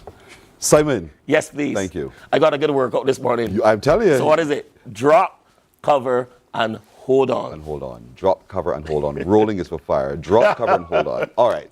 Thank you, sir. Thank you so much. You're very welcome. I have a whole month to get this right. I'm serious. The month of March. All right, brother. Thank you. Thank you. Morning Barbados takes a break here. We're coming back in just a moment. Morning, morning, morning. Good morning. Good morning to you.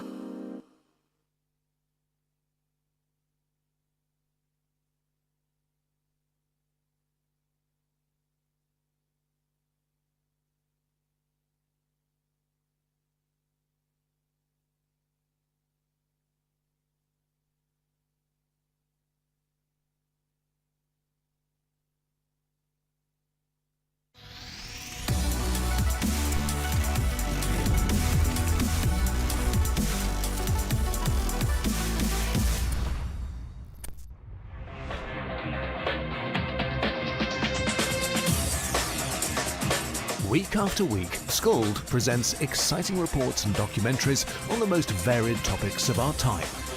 Spectacular developments and innovations, lifestyle and trends of tomorrow, mobility and tourism, health news, highlights from art and culture.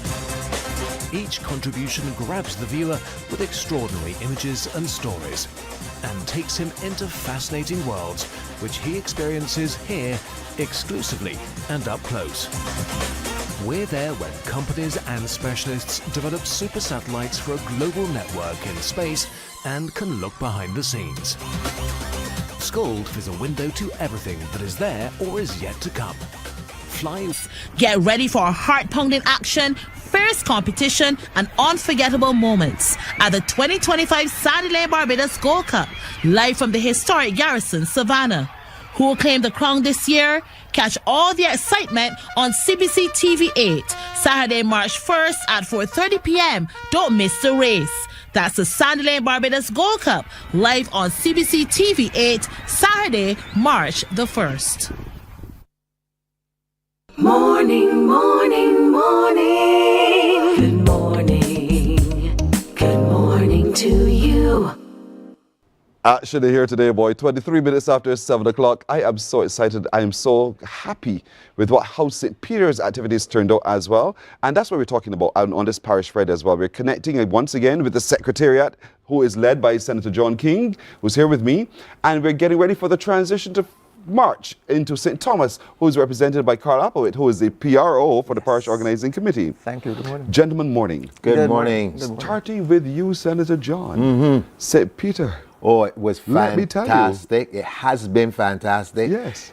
Unfortunately, all good things must come to an end. And that happens this evening, 8 o'clock, Mahika playing field with a grand football match and handover to St. Thomas.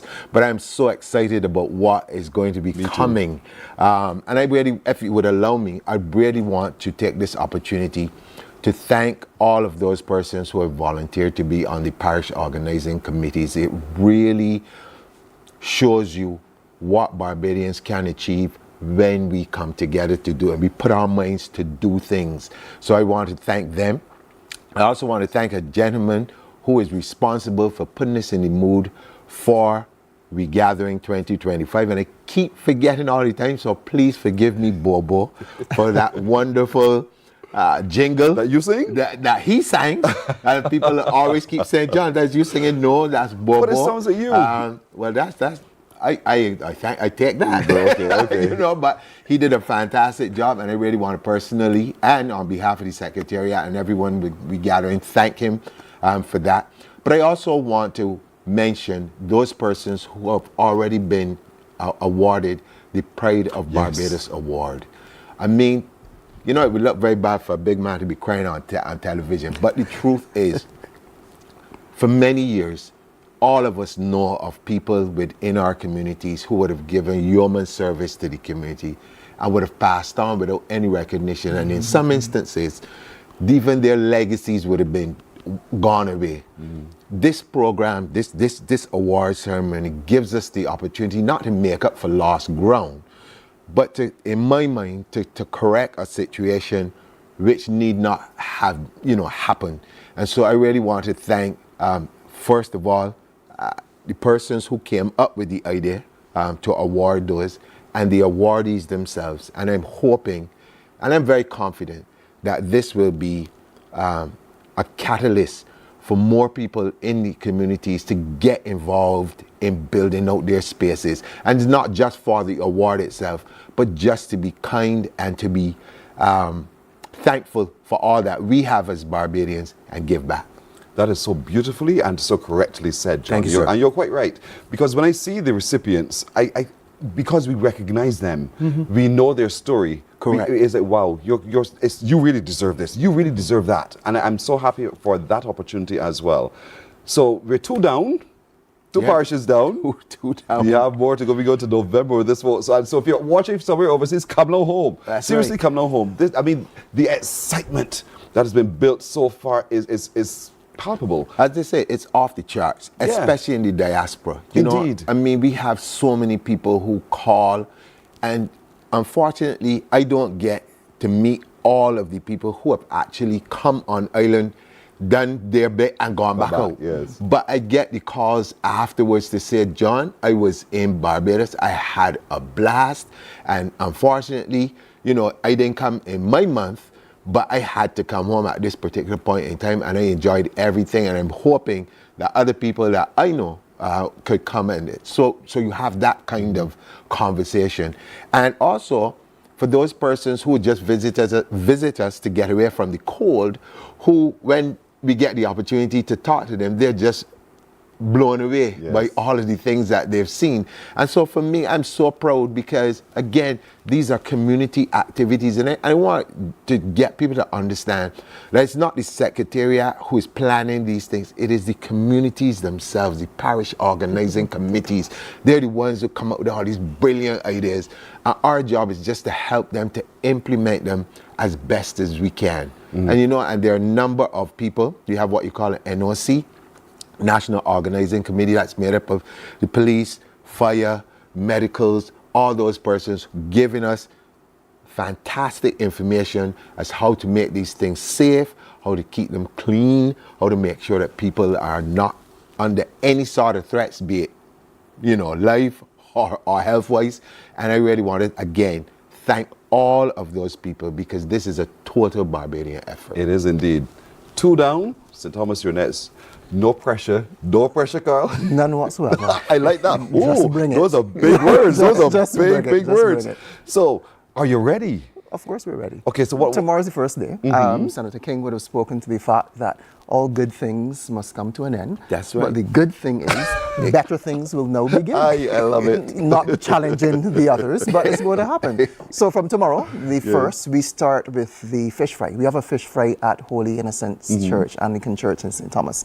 And that's a wonderful opportunity for persons, not only within the church community, but within the St. Thomas community to come together and engage in not community life with each other, because they may not have seen people in a while. The fish fry is an opportunity, obviously, to engage in the fair.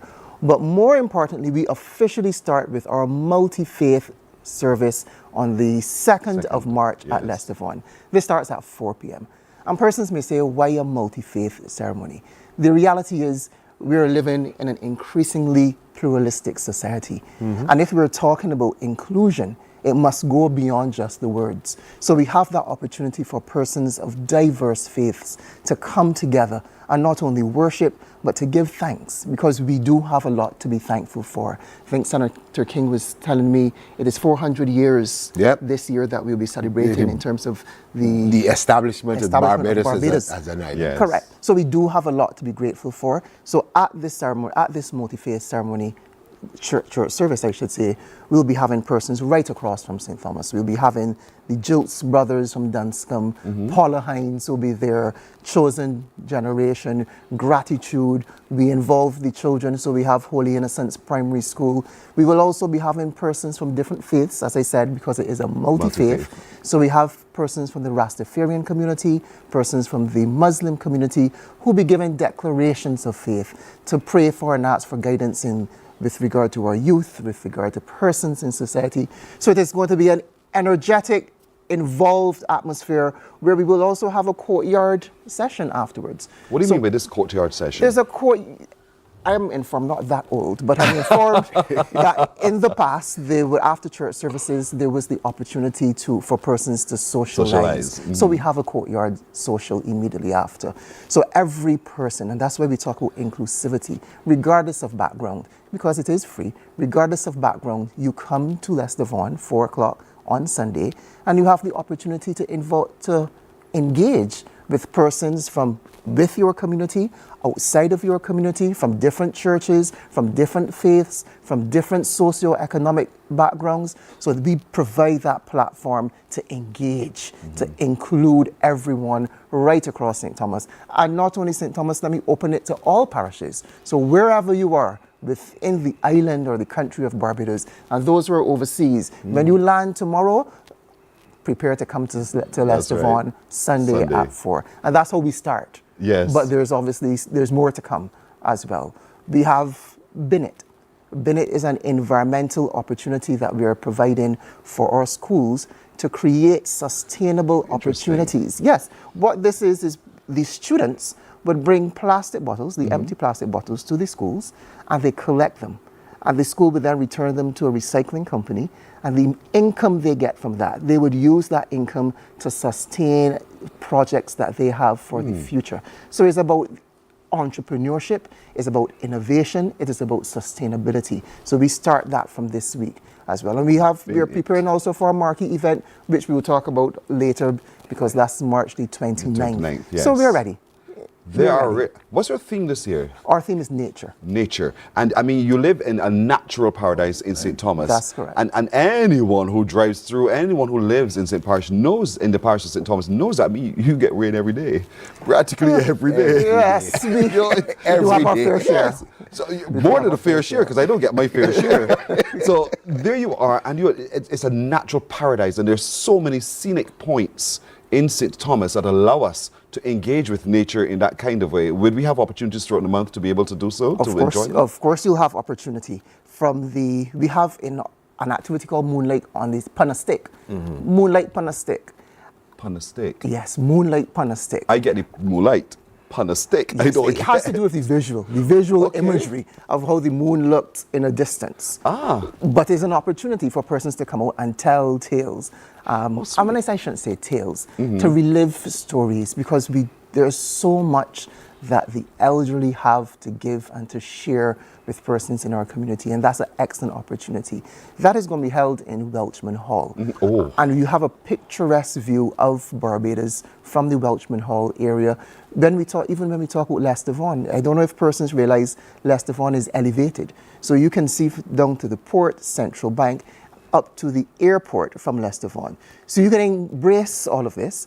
And with regard to nature, the perfect event for this is the marquee event on the 29th, which is called the Heart of Barbados, where persons will come to St. Thomas, the Heart of Barbados, Project House in Sturgis, and they will be given opportunity to visit Welchman Hall Gully, Harson's Cave, the Flower Forest. So you engage in activities at Project House, the farmers market. You would purchase persons' produce that they bring there to sell, but you also have the opportunity to visit sites in Barbados. And sometimes, unfortunately, as locals, we may not get that opportunity. We view them as tourist sites, but this is who we are. So we have it in St. Thomas, and we want you to come and participate and share with what we have. I see Senator John watching. He's biting at the bit because I know you're feeling this. Listen, I've been feeling from January 1st because I'm so excited to see what our communities are coming up with in terms of offerings for regathering. And it just tells me that the whole idea of community tourism is alive. When we talk about tourism, we always think about it, well, it has to be the hotels and this thing and the next thing, the formal thing. But then here comes this particular program and all of the things that they're planning to do to get people to come to what St. Lucie and St. Peter have already done, gives you the idea that it opens the door for new entrepreneurs to take these ideas after we gathering is done and run with them for years to come. So I'm so proud and happy about the possibilities of these things happening. I wanted to go back a little bit to the moonlight on the stick. Yes. That is so fascinating. This is a phrase I have never heard in my life, and I'm wondering if this is a phrase that is unique to St. Thomas, right? Because I've never heard it before. Moonlight on a stick. So can you answer that question? I think it as I didn't date I'm not dating myself. But I know our MP, Miss Ford, and I'm not dating her either. But she's more familiar. She brought that whole concept to us, and as I said, it did have to do with storytelling and how the moonlight looked. So it looked as if it was upon a stick. And as I said, when we talked about storytelling, we have persons like Holly Lovell, who is 101. And when she's able to speak to you and tell you... she's still able. She's still able. She comes to events as well. When she can tell you what Les Dvon looked like, where Les Dvon is, and it was just pure grass, and how they had to traverse through tracks, and the fire that would have occurred up by the Sweetie factory as you're going up to Shop Hill, it creates a sense of awe and wonder in you. So try to imagine what these people, who we still see to this day, had to experience, how they had to travel. And that's how we need to share, because that's how we have an understanding of Barbados as a country, as a people. And of course, we are more grounded if we know where we came from. So true. Moonlight on the Stick is where? That's being held at the Welchman Hall. It's right next to the Welchman Hall Post Office. Okay. In the big play park there. Easy to find. Very much. Yeah, right there by the roundabout. I see where you are now. Yes. So, and that's important, and I really want people to come out and be a part of it, to see what this Moonlight on a Stick is all about. Under the moonlight, of course, and to be able to share stories. And these are not fictional stories, these are fact. No. Because sometimes I struggle even to remember what hair looked like outside of the CBC. You know, what was it like? I remember the traffic flowed two-way, but I could turn and enter CBC in the old gate. Exactly. But there's a generation of people who don't have know that. Yes. All they know is our built environment as it is now. Correct. And to hear those stories again told by the people who lived. And the great thing is we have people who are still alive, who've lived those changes. Yes. To hear those stories, it's going to be fantastic. And you know, John, we grew up at a time where you sat outside on the step, the moonlight was all, you go inside in a hurry. Exactly, because some of us did not have electricity at that time. So it's you sit on that step, and it's either grandmother or grandfather or whoever telling you all of these stories of what life was like for them growing up and what they would have heard their parents talking about. So this, again, gives us the opportunity to bring together various generations to share those stories and to also bring back that community spirit which we keep talking about all the time. And we got to keep trying these various events and discussions to bring these generations together, because there's so much that we can learn from the generation ahead of us. And there's also that exchange of where they can learn from a younger people. I mean, simple things like how to deal with a computer, how to find things on a phone. People might not see these things as being that important, but all knowledge is good. And once you can have that exchange, the community becomes richer for it. And I believe that with the gathering, we're going to achieve a lot of these things. There's some tangible, but then there's some intangible things that are going to come out of this at the end, which I'm sure our monitoring and evaluation people will be able to furnish us with some document, so that at the end of it all, we can see, okay, these are some of the targets that we met. These are the ones that maybe we didn't, but these are the outcomes of regathering. And again, I have nothing but admiration and pride for being involved with persons like yourselves, because you stepped up to the plate. And here, people in the diaspora are constantly in awe. And CBC, I have to thank you guys too, because the programs that you produce, once we share them with people in the diaspora, they're locked in. And at the church service, that goes live. So a lot of people have been watching those live streams and sending us comments. So again, a number of people we have to thank for making Regathering what it is. I love the fact that I can now go into a parish not knowing it and come away knowing it so much better. And I love the fact that the bodies of Barbados are moving around and discovering, perhaps for the very first time, or reconnecting again with places and people and concepts and food and everything else, all of that in one, simply because we're just gathering. And there's a parish pride, if I may. There's a parish pride. I love that. I have to tell you about this particular story. When we were at Spikestown Alive, a lady came to me and she said, "John King, let me tell you something, right? I from St. Thomas. I want to better bring good things up there. It's going to be me and you." So I'm so happy that you have taken that burden off my shoulders. I don't have to worry about going into St. Thomas anymore. But she did tell me up front, make sure you come with good things in St. Thomas, or I will deal with you. So you can tell her we delivered. We're delivering. They are delivering. So you don't have to worry. And I love that as well. I mean, I'm a St. Lucie boy. So I said, all right, boy, we're going to take this again. But then St. Peter came. I was like, oh my word. And I had to admire what they've come up with as well. I know St. Thomas, I've seen some of the plans already, and I know there's so many exciting opportunities for us to engage when we gather in St. Thomas as well. And so I'm excited to watch all of your calendar of events and the different things. And we have this thing called, we do this every Friday, Parish Fridays. Yes, we will be back. And we will be back. So that's a commitment. Yes, it is. And I mean, if you want to tell more on any other day, talk to us as well. This is just a teaser for what is to come this week. But we also are doing, I call it like a planting blitz on that same day that we're doing Bennett. So we're going from all the schools in St. Thomas and we're planting trees, because it is about building capacity. It is not just about now, but it's about the future. The tree we plant now provides the shade for generations to come.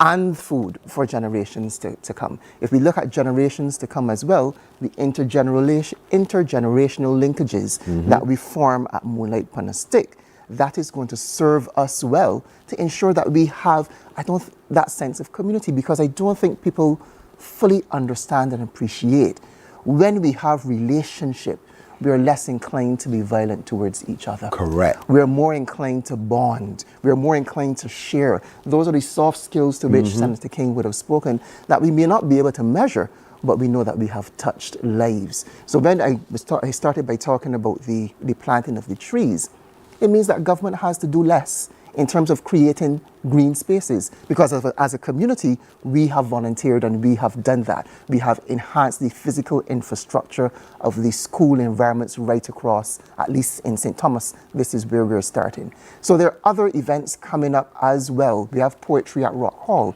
We know Rock Hall is the first Freedom Village that they have identified. First one identified in Barbados. So we'll be having an activity there as well to showcase, again, let people see our past from where we came. This is what I don't think the slave hut is there anymore. No, but we know that this is the location where it existed. And you can feel it when you see the monument that showcases what our people have been through. We're asking persons to come, to see, to feel, experience, and the entrepreneurship, the economic value that is derived, because we are creating the platform for persons now to start their small businesses. And what happens from that creation is that it becomes sustainable, because they take it from St. Thomas, they get customers who become loyal after that initial experience, and that now becomes a way of earning income, sustainable economic value for that household and many going forward into the future. This program can end, John. You know, as I'm hearing all of this. Exactly. You know, and I think, like I said earlier, this really is a catalyst for persons to continue. That's right. And we don't have to wait for the next 5 years for regathering to come again.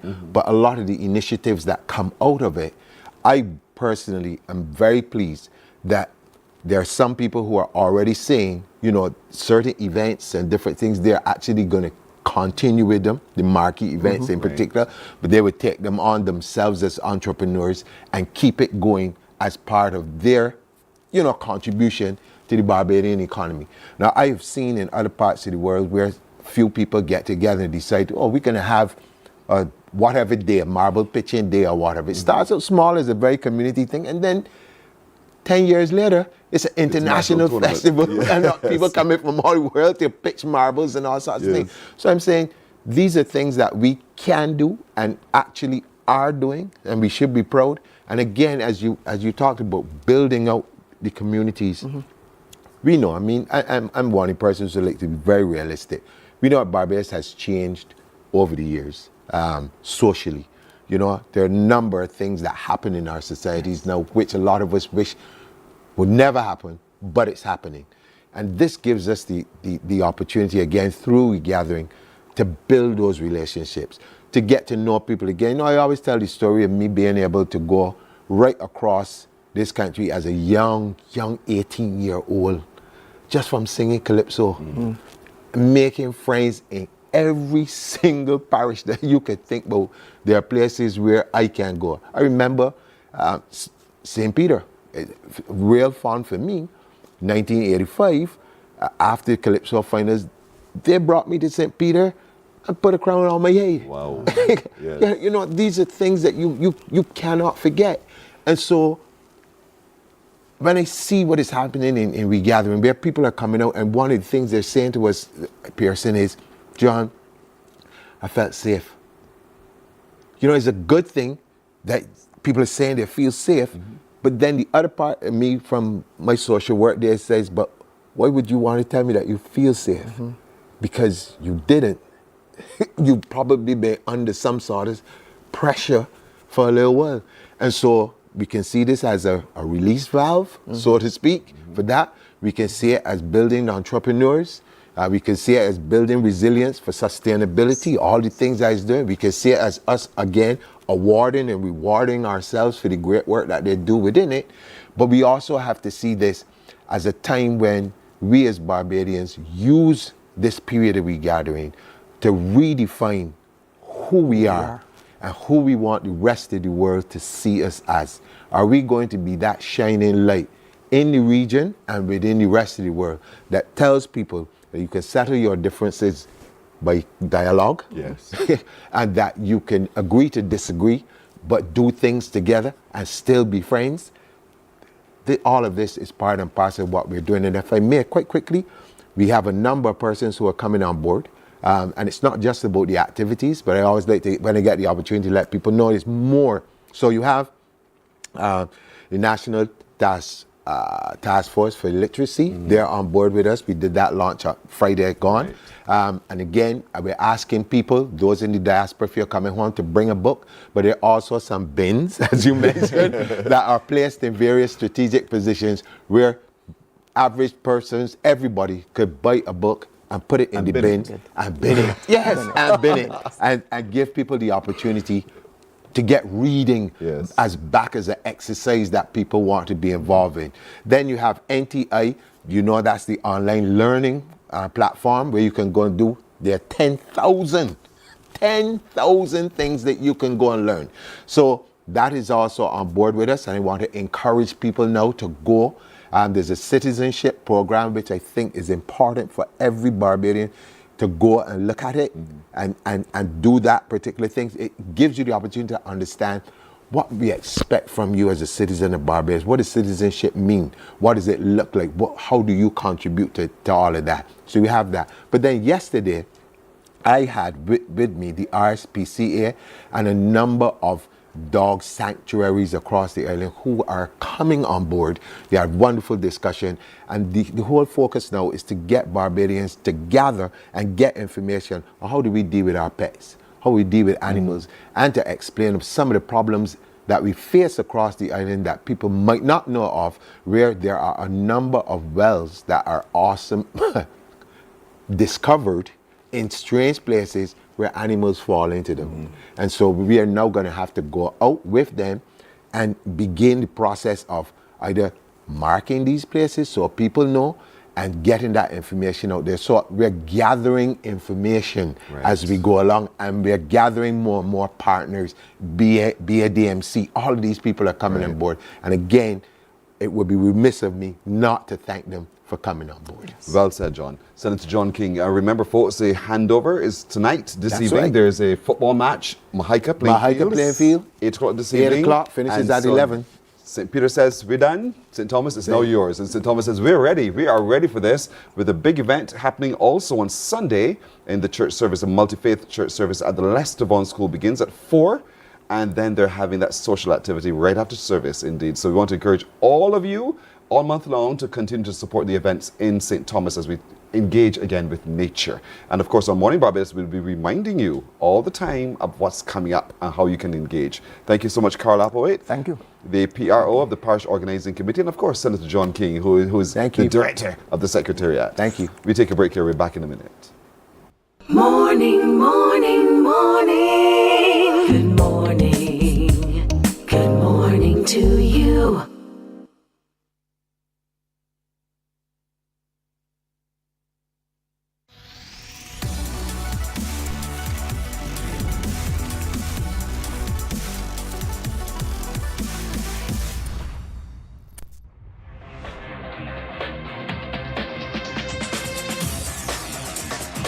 Week after week, Scold presents exciting reports and documentaries on the most varied topics of our time. Spectacular developments and innovations, lifestyle and trends of tomorrow, mobility and tourism, health news, highlights from art and culture. Each contribution grabs the viewer with extraordinary images and stories, and takes him into fascinating worlds which he experiences here exclusively and up close. We're there when companies and specialists develop super satellites for a global network in space and can look behind the scenes.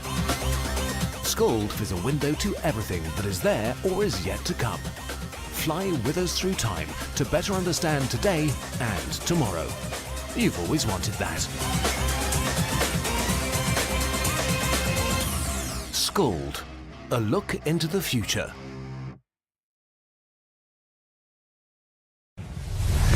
CBC TV8, the home of championships, will be bringing live coverage of Gold Cup, NAPSAT and BSAT in the month of March. Packages are available for sponsorship now. Contact your CBC sales representative today or call 467-5559.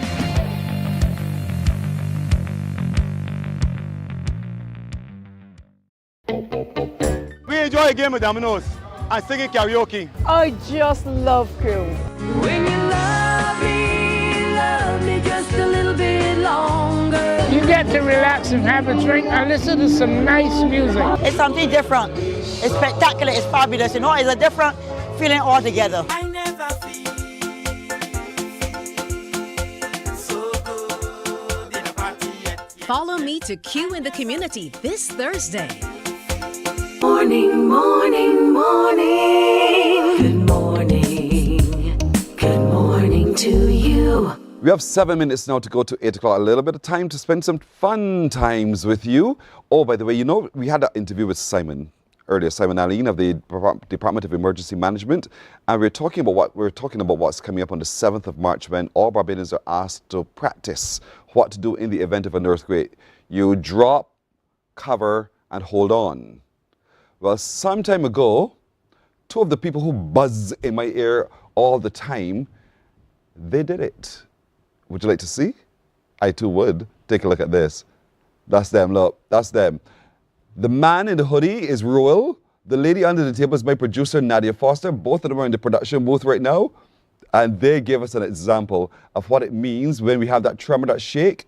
These two young people here that I work with all the time who give me lots of trouble every single day. They're showing us how when the shaking starts, you drop, you cover, and you hold on. You hold on. I like this simulation of the earthquake. It's too sweet. The earthquake is not going to do like that. But nonetheless, when that happens, that's what you do. You stop, you drop, cover, and you hold on. Thank you, Nadia. Thank you, Roel. Indeed, indeed, indeed. So well done. So you passed the test. But what about you at home? Can you pass the test as well? March the 7th. And remember, practice this with your family. You can do it at any time of day. It doesn't have to happen in the morning time. At any time of day, film it, and then you tag those things you see at the bottom of your screen, dem.barbados on Instagram, on Facebook at dem246, or on X is dem_barbados.bb. So tag them so they see what your simulation was like, and then we can begin conversation and engagement so we can tweak or fix where the shortfalls are. Fair? We'll do that on the 7th. But we have our video ready. So we'll submit that on the 7th because I ain't doing it. Anyway, so here we go. Another riddle for thee to answer me. 228-5562 or 228-5563. I think this one is simple, Simon, but I hope it stumps you. You ready? Let's share this one. The question is, when you stop to look, you can always see me. But if you try to touch me, you can never feel me. Although you walk towards me, I remain the same distance from you. What am I? When you stop to look, you can always see me. But if you try to touch me, you can never feel me. Although you walk towards me, I remain the same distance from you. What am I? 228-5562 or 228-5563. I put my paper down because I know this will take you till thy kingdom come to sort out. Do not go anywhere else other than in your brain to answer me, please. So the question is on your screen. When you stop to look at me, you can always see me. When you try to touch me, you can never feel me. And although you walk towards me, I remain the same distance from you. My question is, what am I? What am I, Pearson? Why are you being so wicked on a Friday morning? Because I can. 228-5562 or 228-5563. That is your challenge of today. Good morning. Hello. Good morning, Pearson. How do you do? I'm well, and you? I do well. Thank you for asking. Is it my shadow? When you stop to look, you can always see me. Do you see your shadow? Yes. Have you ever? But if you try to touch me, you can never feel me. Have you tried to touch your shadow? No. So I'm not that lawless. You're my kind of girl. You're my kind of girl. And although you walk towards me, I remain the same distance from you. You've never walked and realized that your shadow got alongside you? Well, it depends on the position. Correct. It depends on the position. Yeah. So you're sticking with shadow? Yes, because I have no other answer. Well, you're dead wrong. Thank you for calling, all right? All right. Good girl. I love that laughter. That laugh is too sweet. You can call me now, Kaylee's. Wrong to you too. 228-5562 or 228-5563. When you stop to look, you can always see me. But if you try to touch me, you can never feel me. And although you walk towards me, I remain the same distance from you. What am I? 228-5562 or 228-5563. Good morning. Hello. Good morning. Hello. Hello. Hello. How are you? I am Nateri Gill. I just watch you every day. Nateri Gill, thank you for watching me every day. How old are you? I am 7. And I just talking to me. I beg your pardon? Say that again. Pardon me? You are 7 years old and you've went on to say something else. The answer is the sun. The sun. Have you ever looked at the sun? Or is the Yes. sun too bright for you to look at?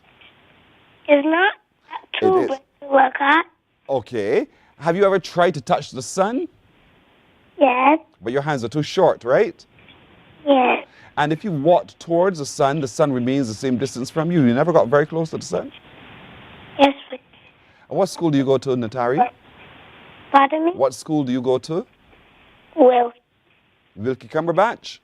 yes, please. Is today African Awareness Day at your school? Yes, please. Oh, wow. Do you have your African wear on already? No, I'm ready.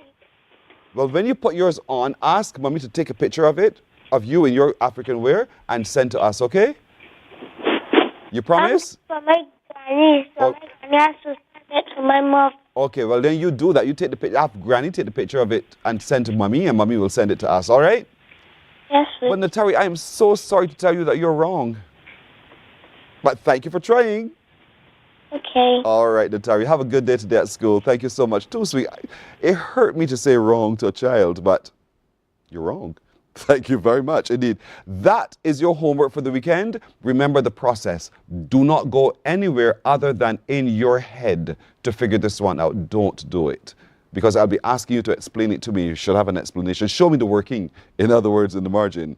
All right, folks, that's it for today. Remember, from Monday, we're coming to you live from the W Plaza. That's where Courts is. We're coming to you from Courts at the W Plaza on Monday. So wake up earlier so you can catch us as well, because we'll be getting up earlier too. We thank you so much for keeping us company this morning. As always, my little crew says thanks to all of you. We wish you a wonderful weekend. Bye-bye. Wake up, wake up, wake up, wake up. Barbados, get up.